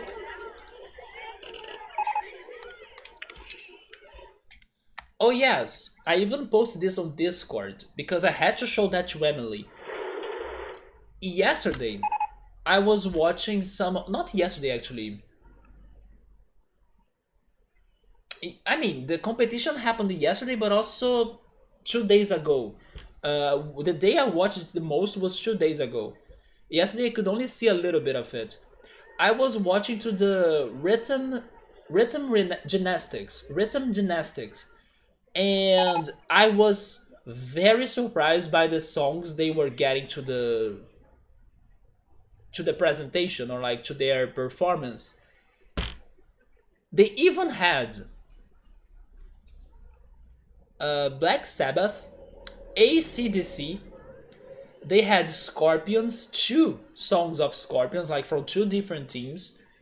They had, or this one was the Egyptian team that went for Aladdin music, which was like super fantastic, like mind blowing for them to go for that. And they were dressing like Jasmine, the princess from Aladdin. Um, they had Ravel's Bolero, which is one of my favorite, let's say, not classical, but you know, instrumental songs. I love Ravel's Bolero. It was even in the Digimon anime, at least the original. I'm not sure if it is back in the remake. There was an American girl that had a Brazilian music. She picked a Brazilian song for her presentation. I was like, am I hearing Portuguese right now out of nowhere? And yeah, she was playing a Brazilian song. But the one that I sent to Emily was the girls from Uzbekistan. I'm sorry if I'm pronouncing this country's name wrong. It's a hard one for me to say in English. Uzbekistan. That went for Sailor Moon's opening song. Yes, they were dressed like the sailors, playing freaking Sailor Moon song out of nowhere in their Olympic presentation. How badass was that? So I was like, Emily, you gotta see this out because you love Sailor Moon, that I know. So yes, I was surprised for their picks. They had many metal songs, like the ones I said, AC/DC, Black Sabbath, uh, freaking Scorpions. They were there doing their gymnastics with like the balls and rings and laces and waves and stuff, throwing them to every direction. with metal playing. I will say that when I was going to watch that, I was not expecting metal to be played, and it played a lot. So, and then Sailor Moon and also Aladdin music. So, when I was saying that these Olympic Games have been very surprising to me, those are big examples. And I say that as a quantity. Like, it's fantastic to see those things happening. Not to mention that in the volleyball games, I don't know if anyone here will know about this one anime, but it's an anime that now I need to start watching. Also because my friend loves it, so he says that I should watch it. There is an anime called Haikyuu. Not sure if you guys have heard of it. Haikyuu is a volleyball anime. So the DJ of the volleyball games that had Japan, and then this week I was watching Japan versus Brazil. He was playing freaking Haikyuu music in the middle of the game. How freaking awesome is that? Like, you're hearing anime music out of nowhere. And then I still need to go check the opening ceremony when they played Dragon Quest, Kingdom Hearts music, even Chrono Trigger music, by the way. I don't know if Pilot knew about that. They played Chrono Trigger music in the opening ceremony of the Olympics. I believe that's going to be probably the last thing I will watch about this Olympics because I still haven't had the chance to go back and see it. And then today I have a boxing fight to watch and the finals of volleyball for the women's to watch. So I won't have time to go check that. And then tomorrow it's going to be the ending ceremony. But it's been wild, like the amount of references and crazy things and unexpected things we are seeing. It's been great. Oh, you heard about it? There we go. Yes, I will go back to see how was it. I only saw the news, but I haven't checked it myself. Like if it's burning my mouth, I'll give it 1 out of 10. And then if it's not burning your mouth, I'll give it 1 of 10. Okay, so the place maybe doesn't have good coffee there. Cold milk in coffee is the normal in Canada. If you're having steamed milk, it's a specialty coffee that's usually using espresso. Something like a latte or cappuccino. I miss drinking cappuccino, by the way. It's probably one of my favorite coffee drinks. Although I try to avoid coffee thanks to caffeine, but cappuccino is my favorite. What? They had some actual good tunes? Yeah, they played that one AC/DC music that I don't know the name, but probably you have sent me that song before. But if I'm not mistaken, it goes like this. Ba ba da ba da ba da ba da ba ba da ba da ba da ba da ba ba da ba. You know that song, right, Victor? Yeah, they were playing that one, two Scorpions, Black Sabbath, and the girls were rocking out all crazy with all of those juggler things, right?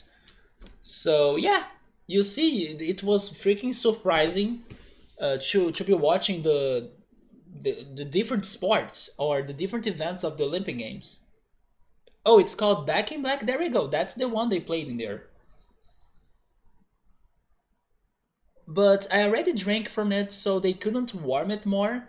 Otherwise, some places don't mind. Put it again in the machine as long as it doesn't touch your mouth. Remember when I was mentioning the basil or tomato basil pie recipe that I learned that I wanna try baking it myself?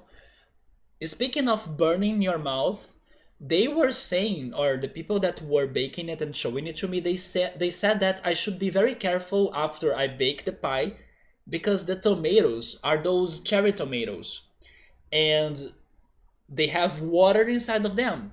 So if you go and bite them after or just after you take the pie out of the oven, that water will be freaking hot and the tomato will explode on your mouth and burn it all. So yeah, be careful in case you are dealing with like cherry tomatoes in the oven because if you bite those things without waiting for them to cool down, it is going to burn you for sure.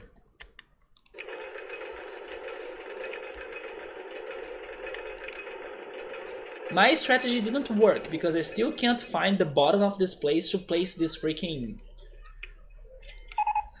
ride.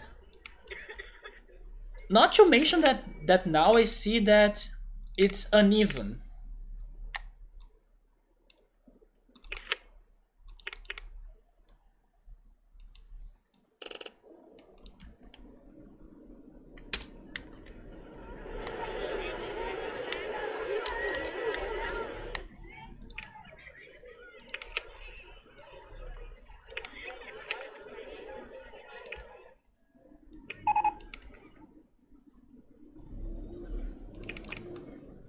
Tomatoes tend to get warmer than the oven. It's guaranteed burns. It's because of the water, right? Water is a fantastic it's a fantastic heat conductor. So yeah, it does get very hot. I mean, I did it, but not the way I wanted.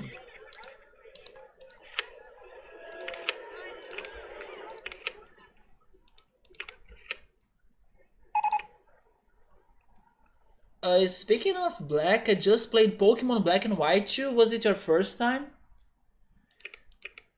You think it is an underrated game? You can't wait for its remake?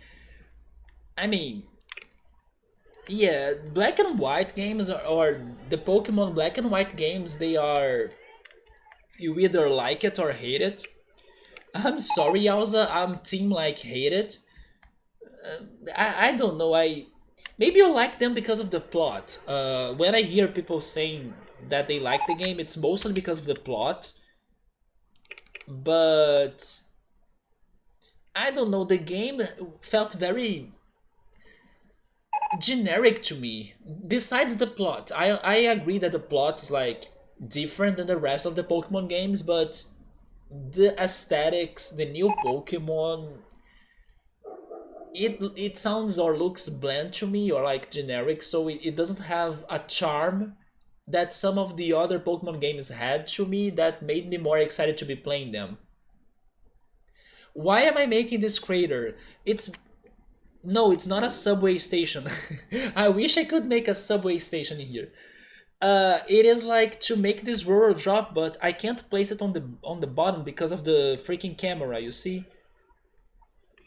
I only need 3 times 3 squares of area for me to have the pit, but the camera is not helping me out. All I want is to place this down there, but I can't.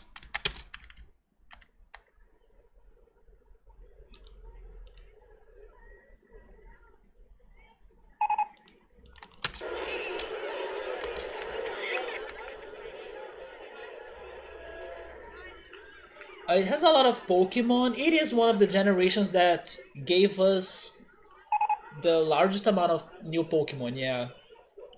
I mean, I do like some of them, especially because there are many new Ice and Dark types, especially Dark types. But I don't know, the region itself feels very generic. At least it felt like that to me. Also, the music, only a few tracks there that I really, really like.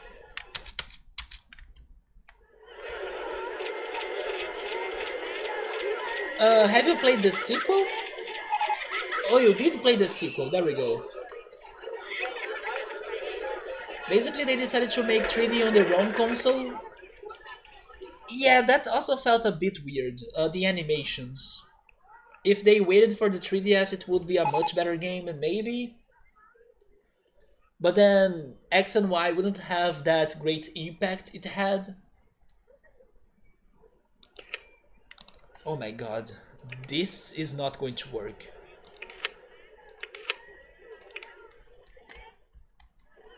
But then, what is your favorite Pokemon game now?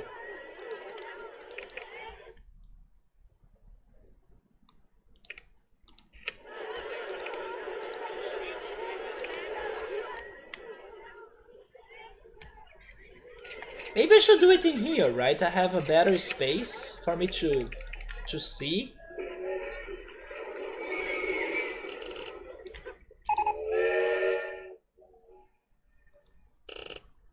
Okay, maybe it works in here.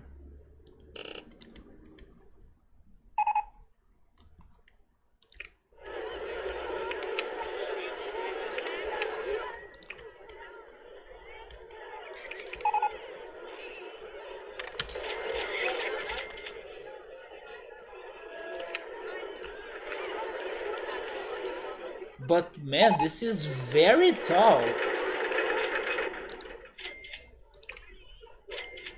Is that really the bottom? It is. Okay, so this roller drop won't have the effect that I was hoping for unless I make it very short, which I could. Subaru is also not a big fan of Black and White too, yeah. But he still prefers those two over Sword and Shield, me too. About that, I agree. I mean, I would still need to play Sword and Shield myself, but Sword and Shield didn't have charisma. It was not. It's far from being a perfect Pokemon game. It did not get to the expectations of people, or like not my expectations at least.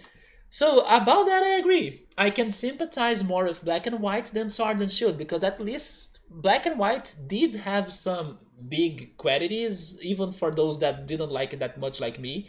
For example, regarding the plot and the new Pokemon, but Sword and Shield is like so, pointless. The plot's lame. The game has problems. It doesn't have all of the Pokemon. It's such a forgettable game. The music is not the best, I agree, but it isn't that bad. At least it felt much enjoyable than X and Y and Sun and Moon. Regarding Sun and Moon, I have mixed feelings towards it, so that's fair. But regarding X and Y, even though X and Y has its problems, X and Y has charm, especially thanks to the 3D graphics we were mentioning before. Plus, the multiplayer of X and Y. Yes, maybe if you play X and Y after the multiplayer of it was like a fling, then you won't enjoy that much. But if you were there playing it with the multiplayer back in the day when it was released, to give you an idea, I believe I have like 2 or 3 months of hours played on my X and Y cartridge on how much addicted I was to that freaking thing. I think I can even show that to you if my 3DS still works because it's been a while and it is probably still working. Let me get it.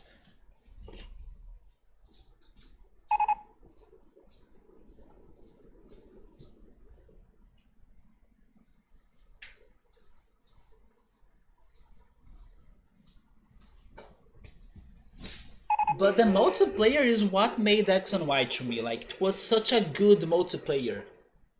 Easy to call friends, call random people to join the battles, and then there were 4 versus 4 battles. It was super fun, and everything worked very easily. It doesn't have, or it didn't have, the complexity of the recent games now, especially Sun and Moon.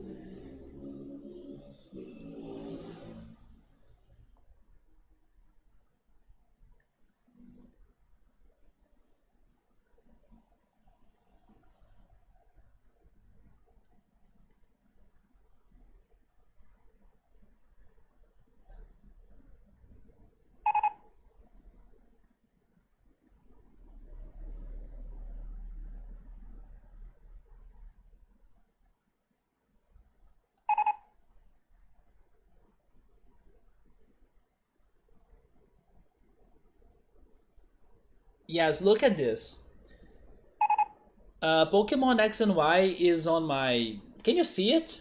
I'm not sure if you can see it.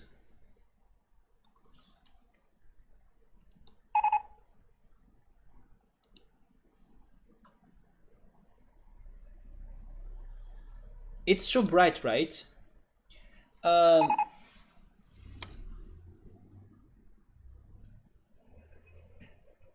is that better?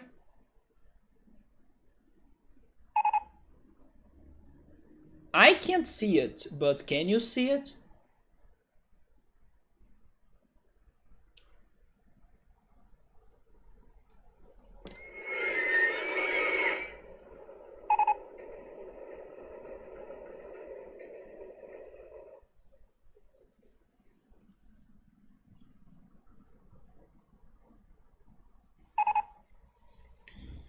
Anyway, it says in here that I have played my Pokemon Y for 3,153 hours and 13 minutes. If you divide that for like how many months, I believe it's going to give you 2 to 3 months of playtime of this game. So I played this a bunch. And if you think that, oh yes, we have so many hours on Digimon World, well, we don't have 3,153 hours on Digimon World, right? Maybe one day. But that's my playthrough of Pokemon Y, how much I was addicted to that. I was playing that every freaking day, every night. So yeah, I played that shit for a lot. And it was super fun. It even had voice chat. You could even chat with your friends like you were on a phone call, which is something that Nintendo rarely does. Not even now with the Switch, you need to like get an app and then download the Nintendo app and stuff. No, you could talk to your friends with a voice chat on this freaking game. Also, hi Chill Mode, how are you, man? Yes, I played more than 3,000 hours on my Pokemon Y, mostly thanks to the multiplayer, like I said, but also a little bit because of the breeding. I used to love hatching eggs. Basically, I also went from Gen 1 going to Gen 5, and he played it recently and alone.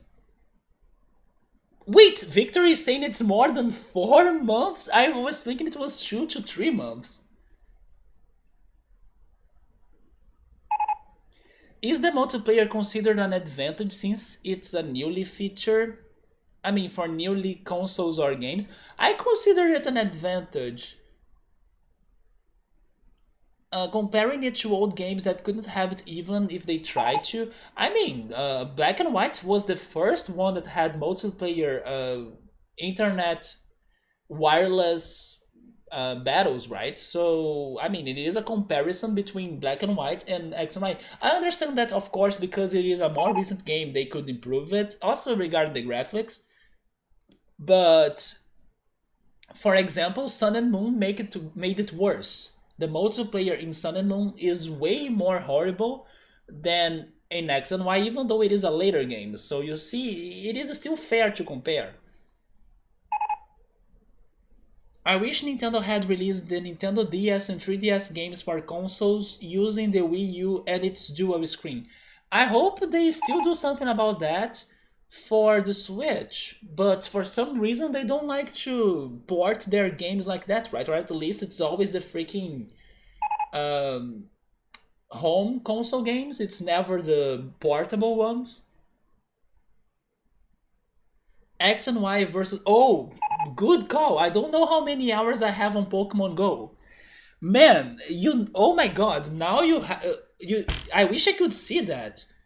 I know how many kilometers I have walked on Pokemon Go, but I don't know how many hours I have played Pokemon Go. Probably Pokemon Go will be there. Because I play Pokemon Go every day. 3K hours is roughly 18 weeks.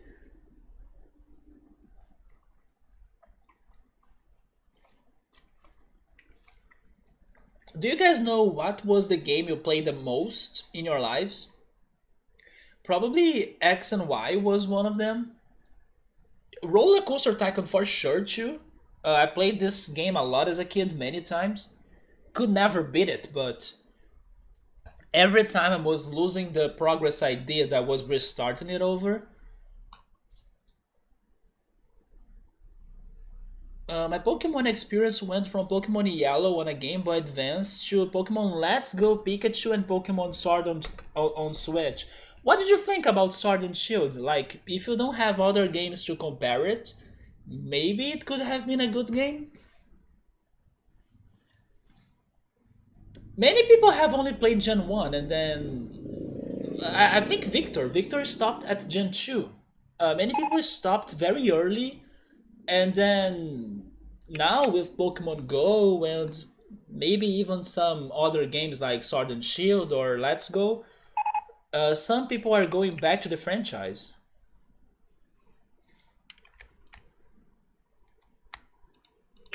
It's not something very uncommon. By the way, we're having some frame drops. Oh, I always forget that Victor did play Ruby Sapphire. You have to play it if you play the first generation. Yeah, Gen 2 is connected to Gen 1. I wish they did that more times, right? More connected regions.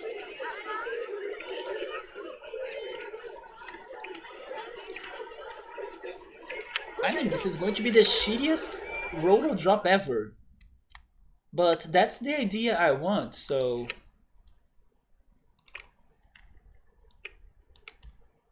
I have no choice.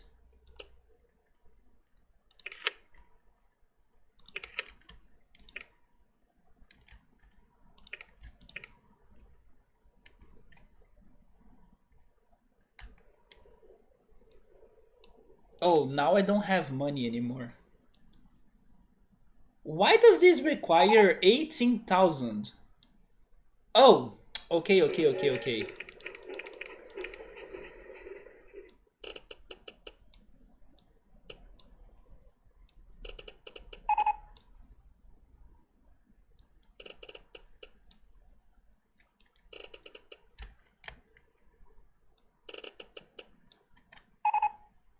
Honestly, Pokemon just isn't really your type of game. You play it only to turn off my brain as it's bright and simplistic. It is very bright and simplistic, yeah. But then there are better games than that, right? For example, Animal Crossing. If you want to play something bright and simplistic, Animal Crossing is the number one game.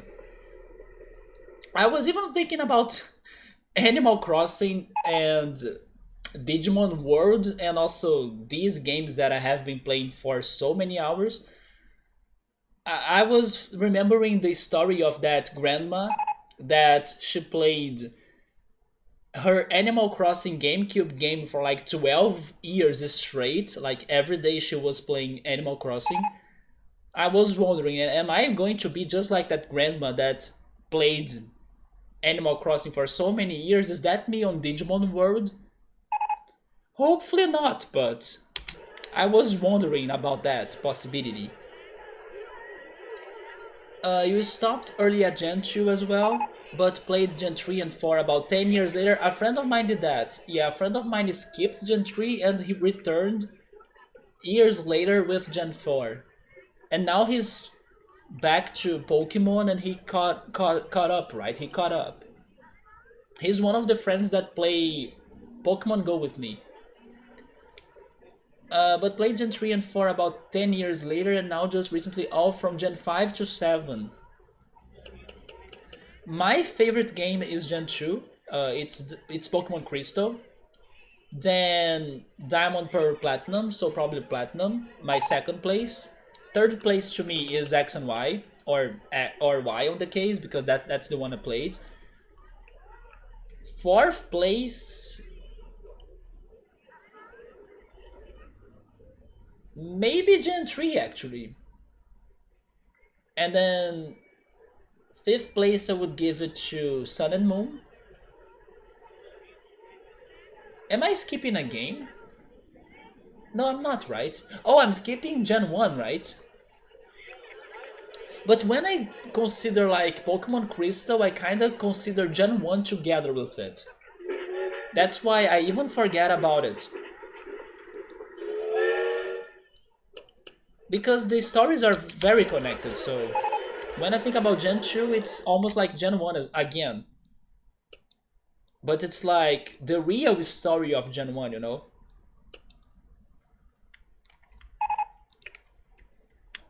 Yeah, my last place would be Sword and Shield for sure, and then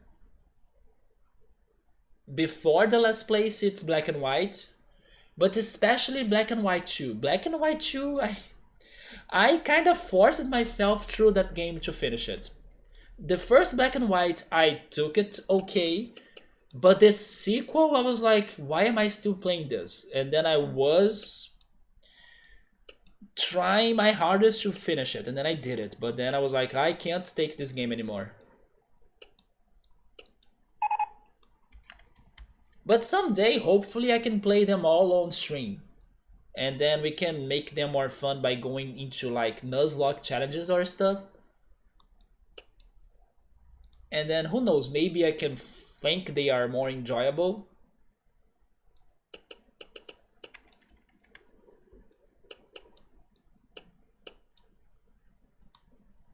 You waited until you tried the Gen 3 remake? I did not play the remakes of Gen 3.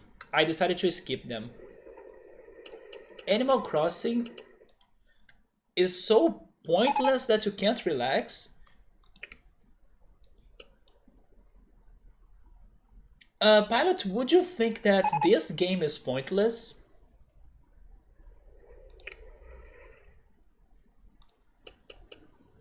Or would you think that, I don't know, Harvest Moon or Stardew Valley and stuff, they are pointless?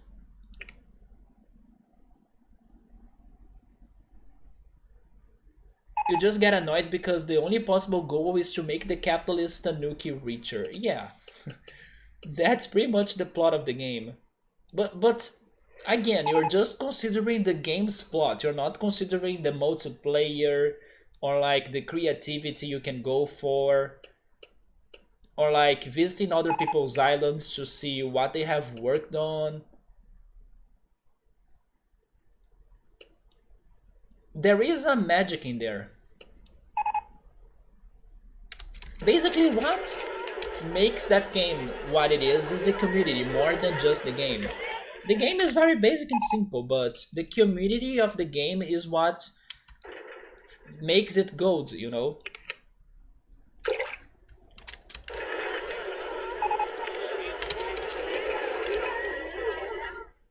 Man, I really messed with the landscaping in here now. Gen 1 is the best gen! Yeah, but I kinda consider it together with Gen 2 when I say Gen 2 is my favorite. I mean, it's just a story sequel, the game didn't change. If you didn't like the first game story, you shouldn't play the second. About that, I'm not sure, because I don't think Johto is exactly the same as Kanto. Actually, I think they are very different. The feel of them. The two regions at least. But then of course, when you go back to Kanto in Johto games, or in Gen 2 games, it goes to the same atmosphere of Kanto because it's the freaking same region. But Johto is not the same of Kanto, not at all in my opinion. Gen 3 remake is the best of the remakes for you. About that, I believe Heart Gold Soul Silver. Yeah, Heart Gold Soul Silver is a very good remake. But the remake of Gen 3 is good too. Yeah, I can't complain. It's just that Gen 3 was never really one of my favorites, but little by little it is getting to me a little bit more than in the past. Especially because they have been giving us shitty games like Sword and Shield, Sun and Moon. So I'm growing respect for Ruby Alpha. Wait, Ruby and Sapphire.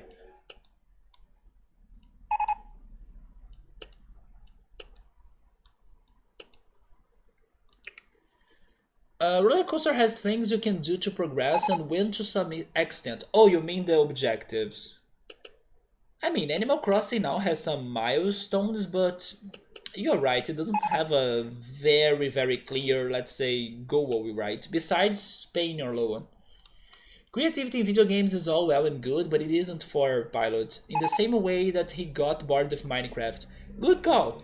I have never played Minecraft, Even though I have watched some people play Minecraft, I have even read books of Minecraft, by the way, but I never really could see myself playing Minecraft. But there is something I need to do one day. I need to listen to the Minecraft soundtrack because everybody says it's beautiful and super relaxing. But yes, I do not get a crazy urge to get into Minecraft. Man, what the heck is wrong in here? This freaking camera.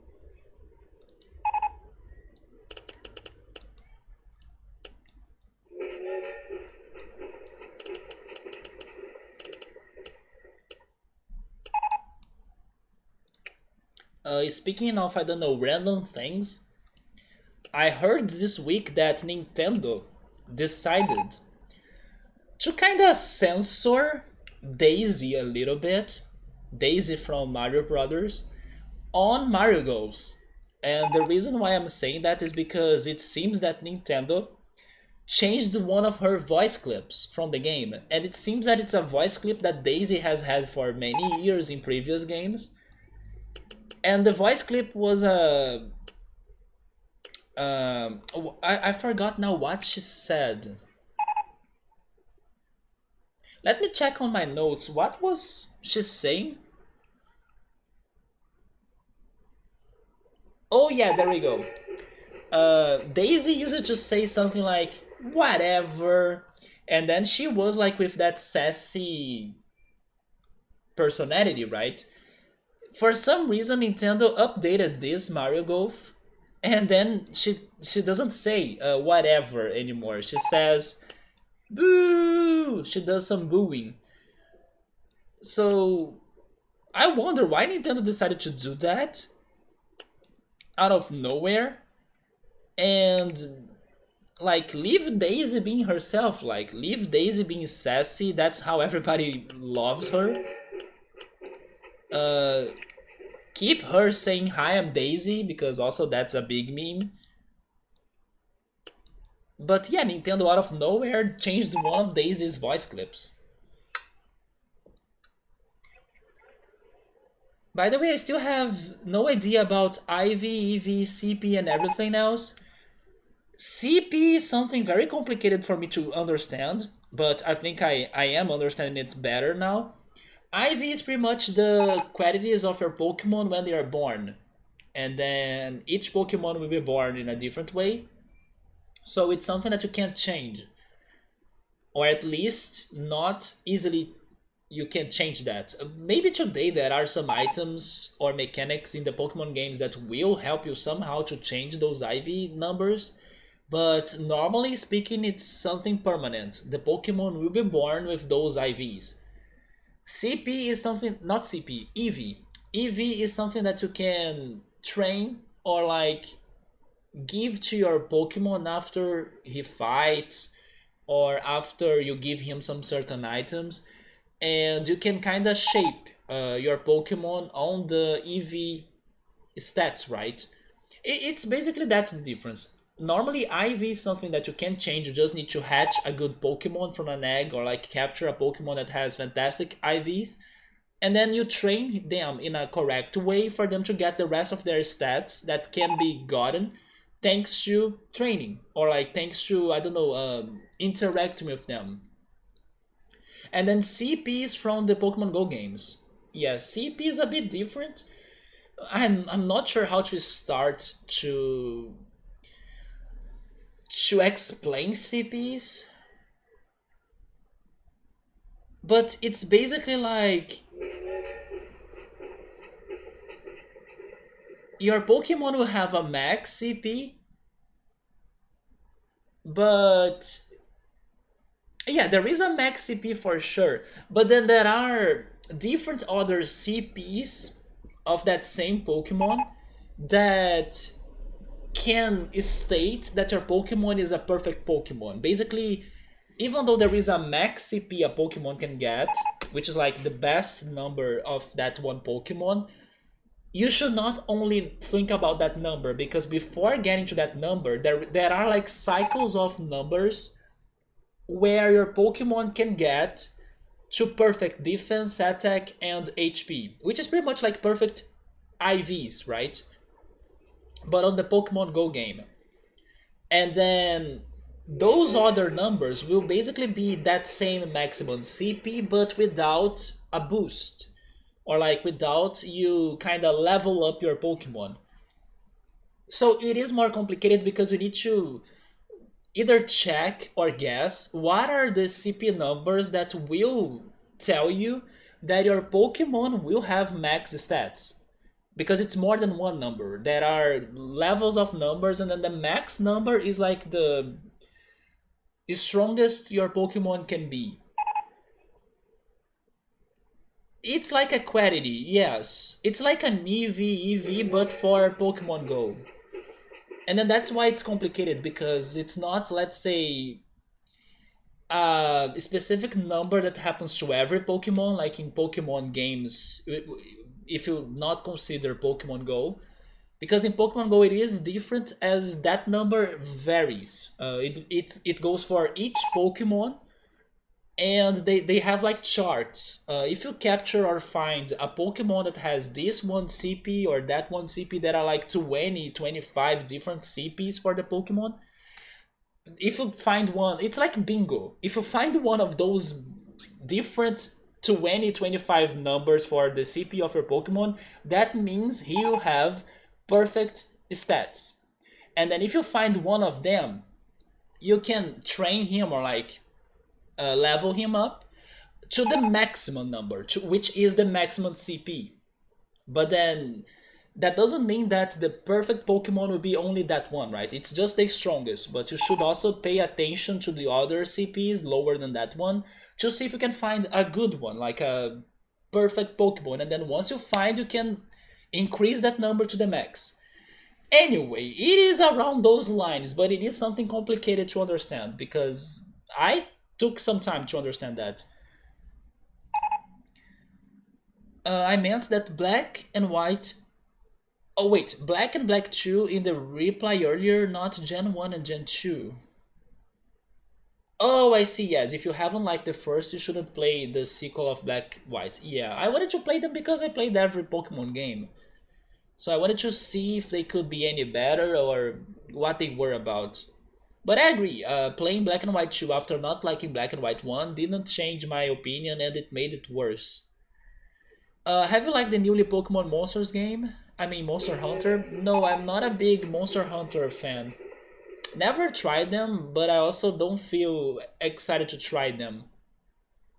I have a little bit of curiosity towards Pokemon Unite because I see many people enjoying it a lot, but still, I don't know if I will try it when it's out for mobile. I'm still doing or having a lot of fun with just Pokemon Go.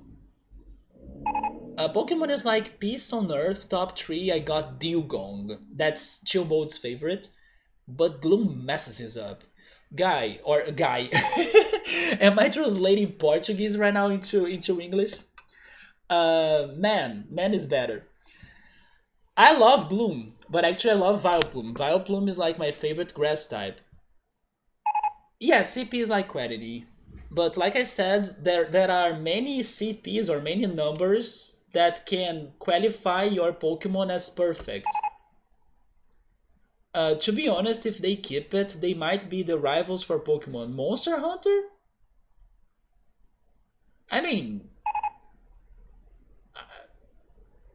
yes and no. Because even though I understand they have hatching going on, and then you can kind of maybe breed monsters, and then you need to fight them in a more RPG way or like action RPG way or something to defeat them or something.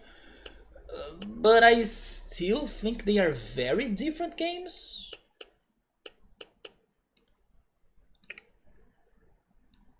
For example, even Digimon is not the same as Pokemon. They may have things in common, but not the same experience.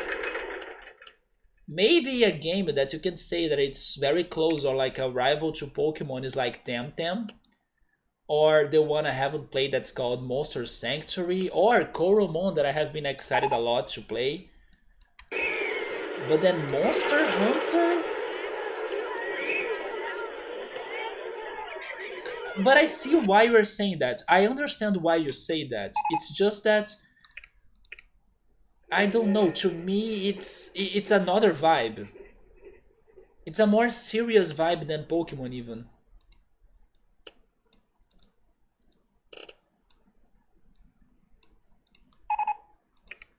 Wait, so I need to have this.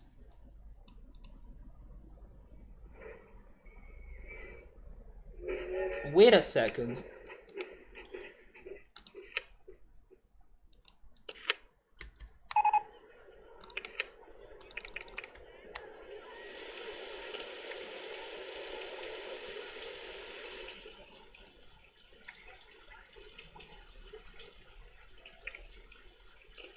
Okay.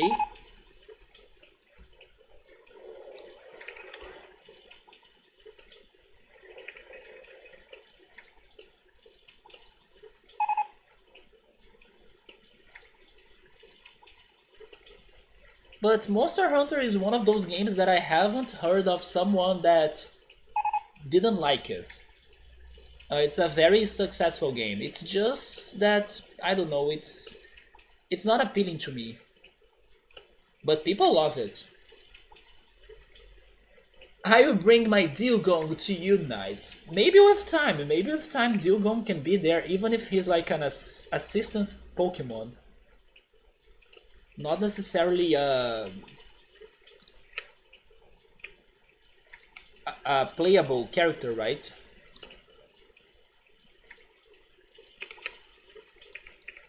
Their main games are action, that's why I said they are new to this type of games.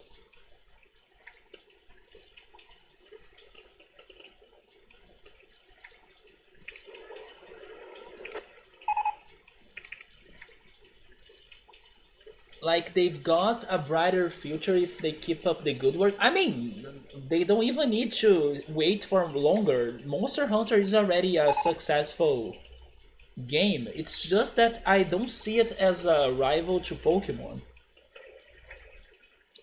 The big brick Game Boy. Bring it back, it's so nostalgic.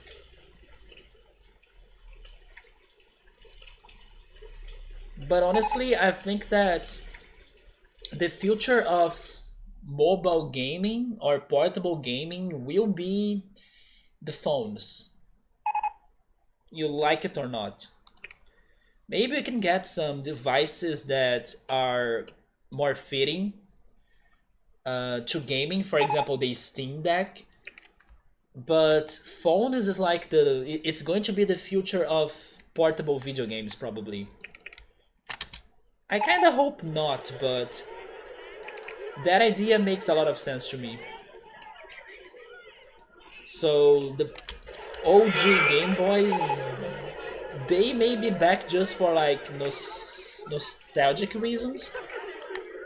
For example, Nintendo still freaking releases Game and Watch. Like, who would still need a Game and Watch today, you know? Just for collections or collectors. But it's still a thing because Nintendo keeps on making those. Okay, I think I was able to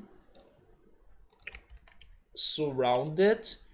I just need to really fix this landscape in here that I don't understand.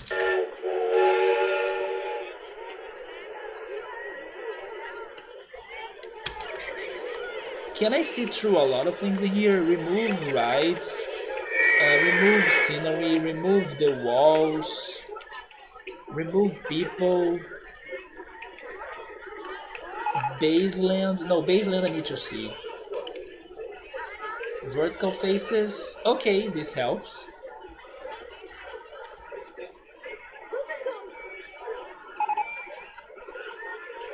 I mean, no, go back to vertical faces.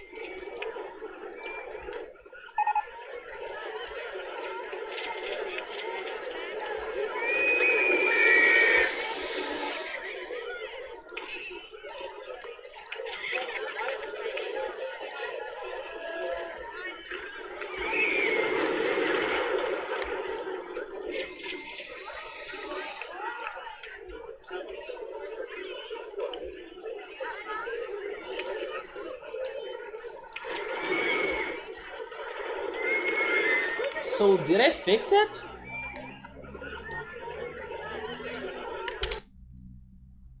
It still looks weird on this side, but I think I fixed it, right?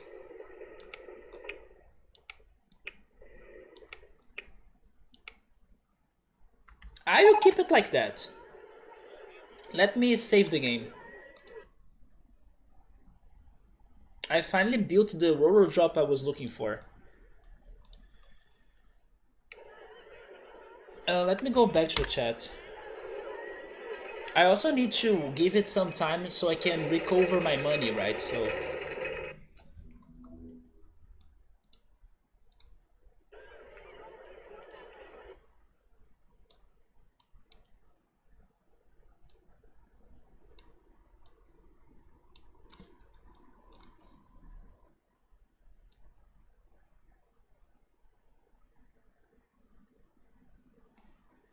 right now they aren't, but who knows, if they make it better, they can be rivals for Pokemon.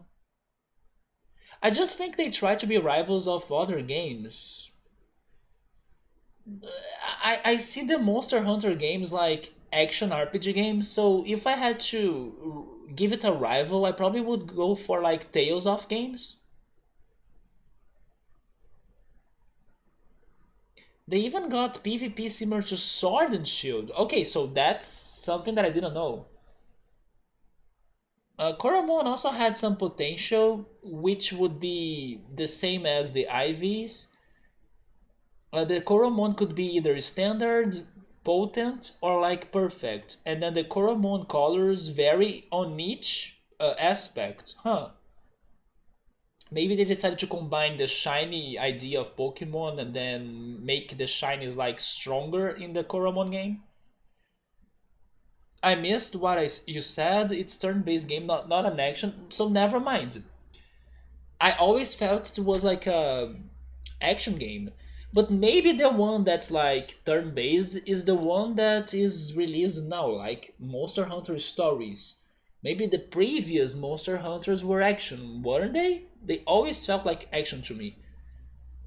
Phone games have been in there for years now.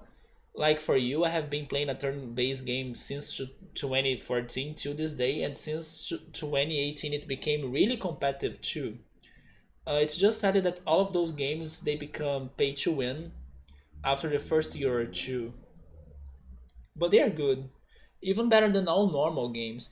Yeah, some mobile games are very addicting. I agree. Like Yu-Gi-Oh or Pokemon Go in my case. Now people are going crazy for Genshin Impact. I hope someday I can try Genshin Impact as well, but who knows when. But I can imagine the day that Nintendo, Xbox, or Microsoft and Sony will be only releasing their portable games as mobile games, but then like not as basic just like the mobile games we have today. Like let's release full games on those devices and maybe even on PC as well. I hope that also happens. Like we can get more ports of mobile games to PC, especially the multiplayer ones. Pay to win is the main thing. Definitely mobile games will take over. I do think so too, because by doing that they will reach more people. Like everybody has at least one phone. Some people will have more than one phone. I now have two, so it's like they will reach more people. Not only the traditional gamers, casual gamers, and they will reach so many people. That's why it is such a promising approach.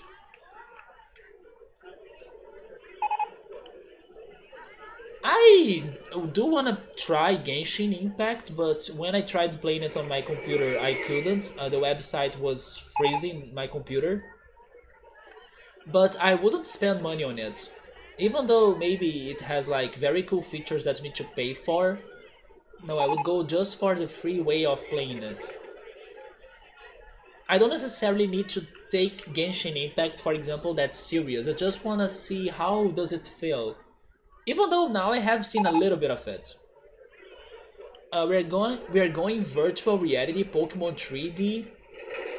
I wish there was a way for them to come up with a video game that uses projectors, just like the movie Her. But again, I imagine we are very far from that reality. But I would love to see a game that you can, I don't know, project something in between you and a wall, and then you can play by using that. But I think we don't have technology for that so far.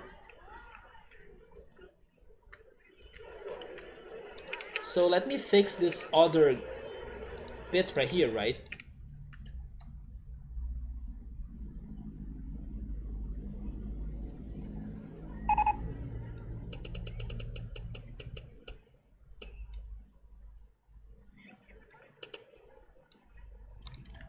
Yeah, but I'll need money for that.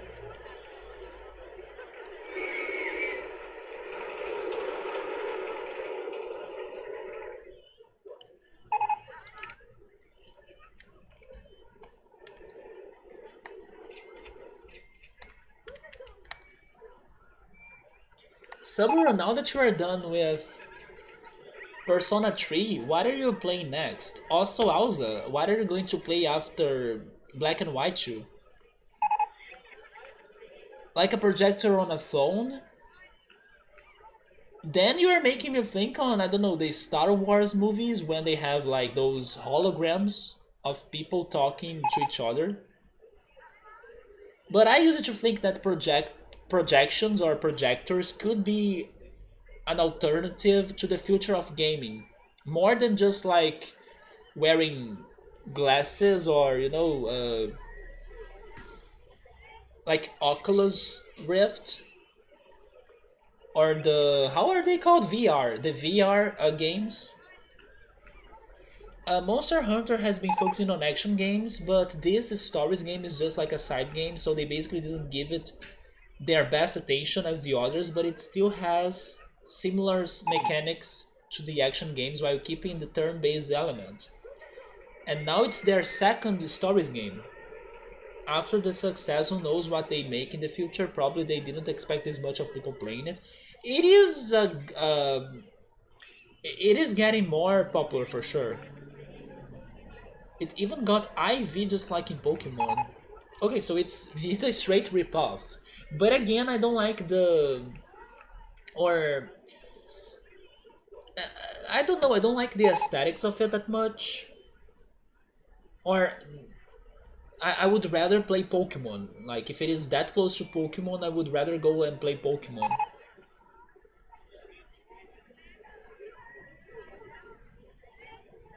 But I didn't know that. Like I didn't know they were trying to go on a Pokemon-like approach, which is very interesting. Because even though this idea of thinking about Monster Hunter being a rival to Pokemon sounds crazy to me. It is good that Pokemon gets more rivals because maybe they will be able to finally work harder on their own games.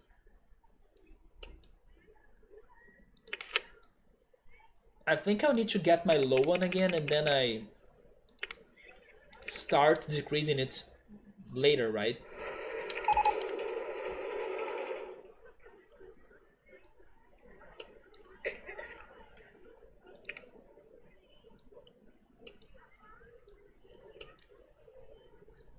Monster Hunter took over hard. I agree. Like I was saying, I have never heard of somebody saying that, oh my god, I hate Monster Hunter. Everybody that plays it likes it a lot.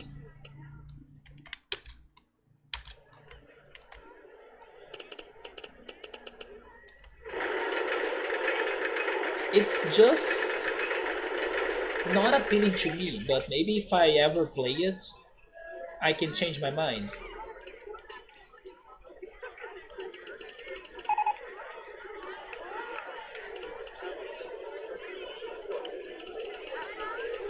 Speaking of weird gaming news, this week there was also some news about Fortnite, which is another game that's not appealing to me. But I was surprised that Fortnite is getting a DLC with Street Fighter. They're getting Guile and Cammy, like costumes for you to play as them. That came out of nowhere, right? Like Fortnite and Street Fighter. What is the connection even?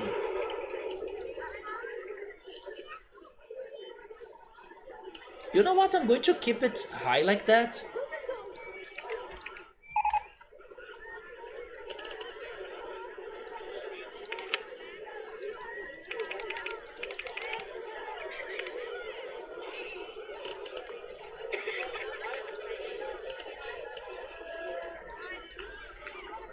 I mean, after Minecraft and Sonic, Minecraft also got some Sonic DLCs.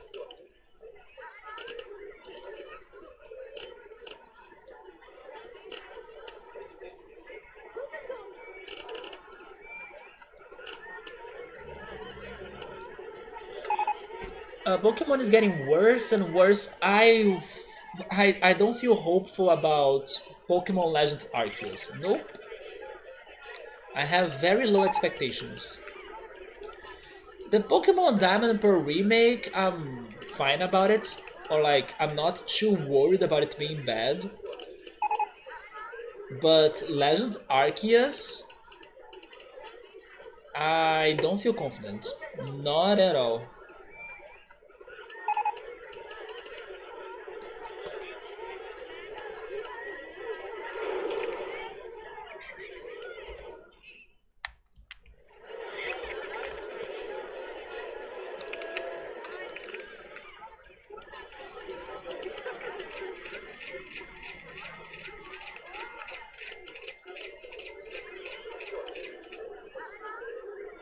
But not everything is a tragedy. Like I have been saying a lot lately, even though the Pokemon games have been a disaster, the Pokemon anime has been good.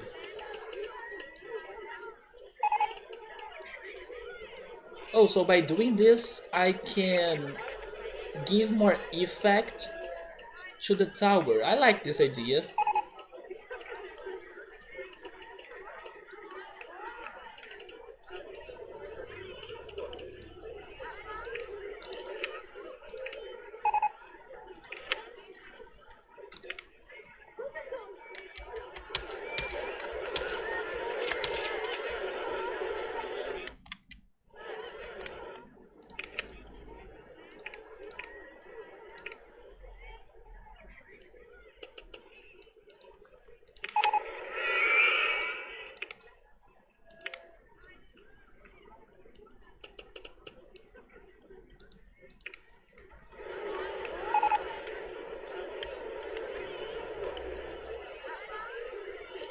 Yes, Fortnite and Street Fighter together. Nobody could see that coming.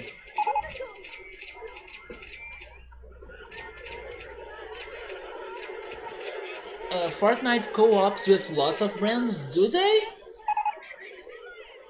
Who else is there in Fortnite? What is the matter about hiding the tower suburb? That's the idea. It's like an underground tower. I believe, I mean, I could go higher than that, but then I think that's okay.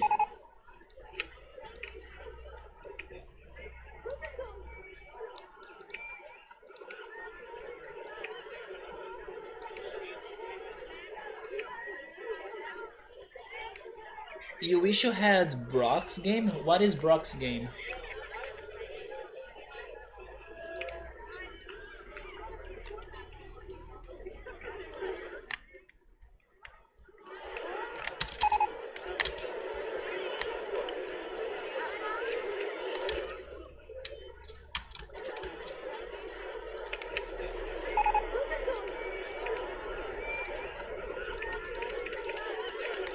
Oh, you mean Brock from Pokemon?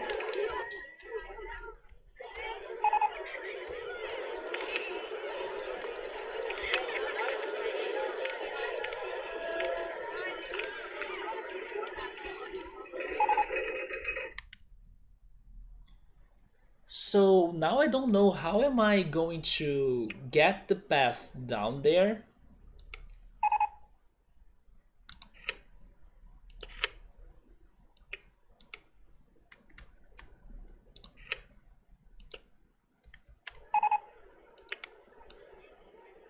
And then I need to think about this city, right? Let them jump.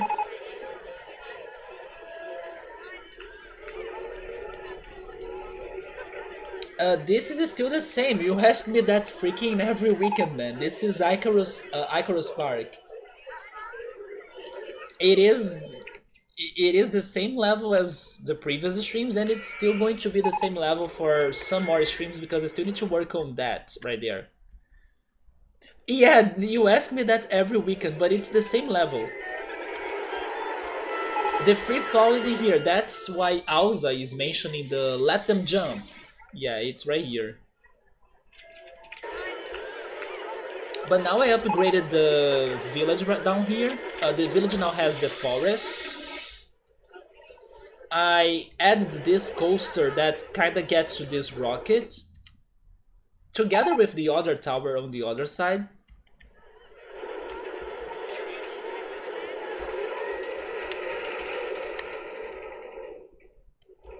And I created this bridge. Oh, by the way, the Ferris wheel looks empty.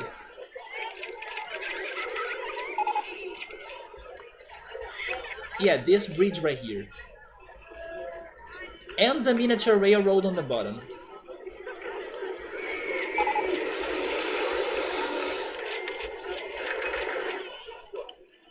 And then now I'm working on this island that's going to be an alien city, but I will also mix it with some Egyptian items. Because we are assuming that Egyptians came from another planet.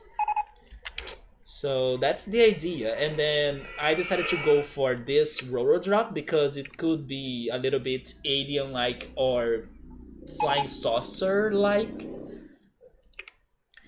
But then I'm thinking on how am I going to make the alien city in here.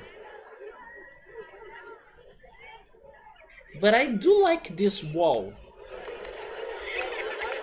I just don't know how am I dealing with the bottom part. What if the bottom part of this was like some sort of alien-like forest? So I don't need to really bother about it that much.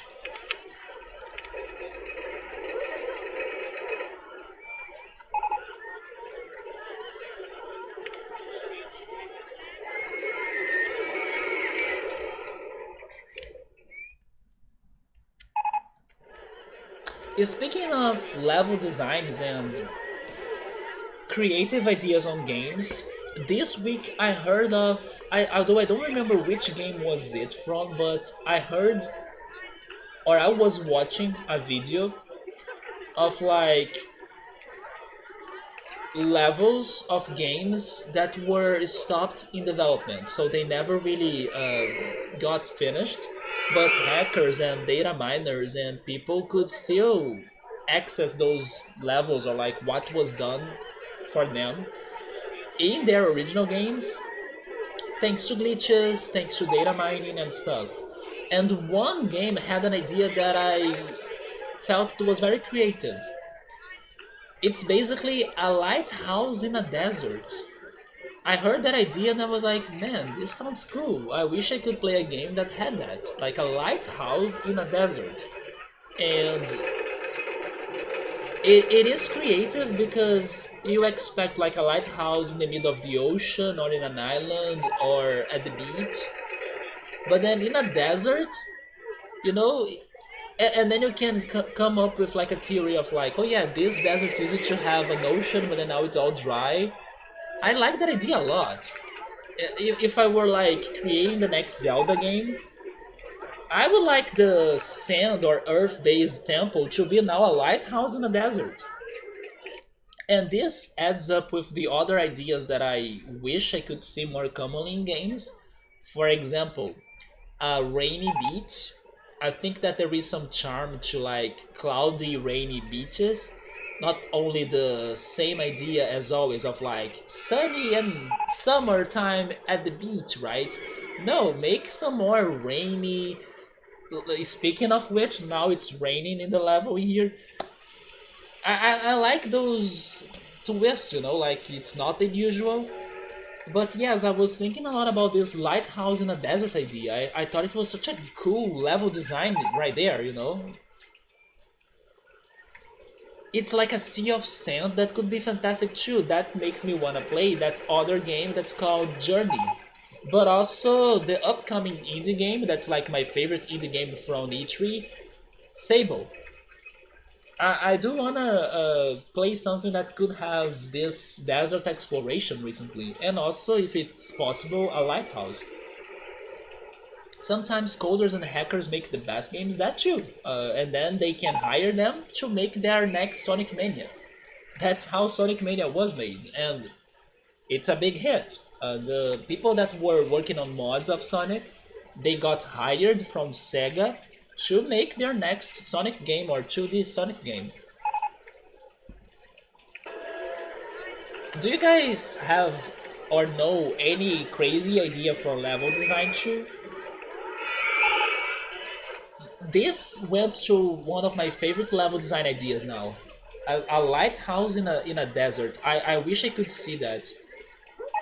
It would make you like wonder why is this lighthouse in here, like what happened in the past or how it used to look like before. It's such a it's like an abstract or contrasting idea that gives it some magic.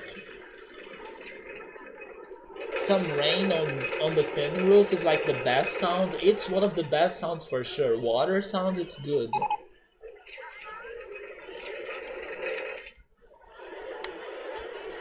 You know what? I think I will go for this as a forest, like I was saying. I'm not sure what to do with that. So if we were going to have an alien-based forest, let's see if we can find some very weird-looking plants. But then let's go for like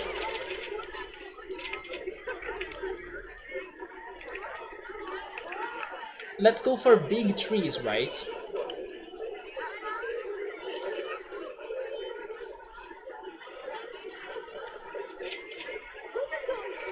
All of these trees look normal though. I guess the jungle trees are the best picks.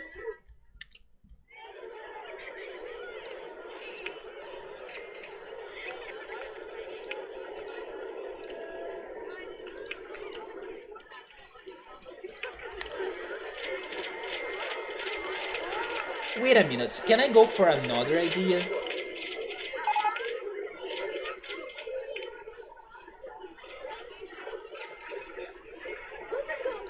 Yeah, this is not looking very good.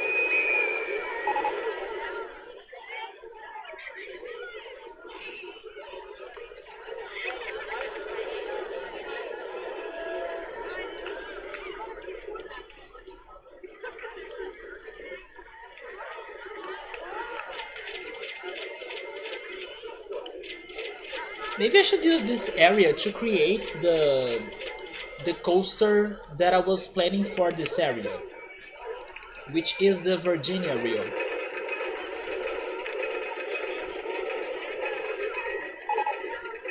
So first of all, I will come up with something crazy for it, like a weird landscaping design, because it's alien, so it doesn't need to look like any close to normal. Especially because I can't think on anything, let's say, regular for this. So why not make some crazy sharp landscaping that's abstract as well, which will be contrasting the flat mountain right there, right? That could be the city. Maybe this is a good idea in the end.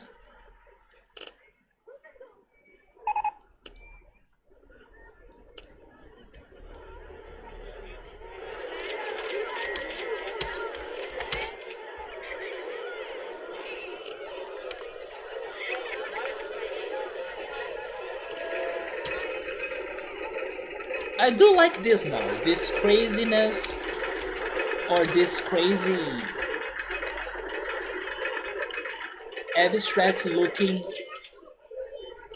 sharp edges. And then I can make a coaster there, or try at least.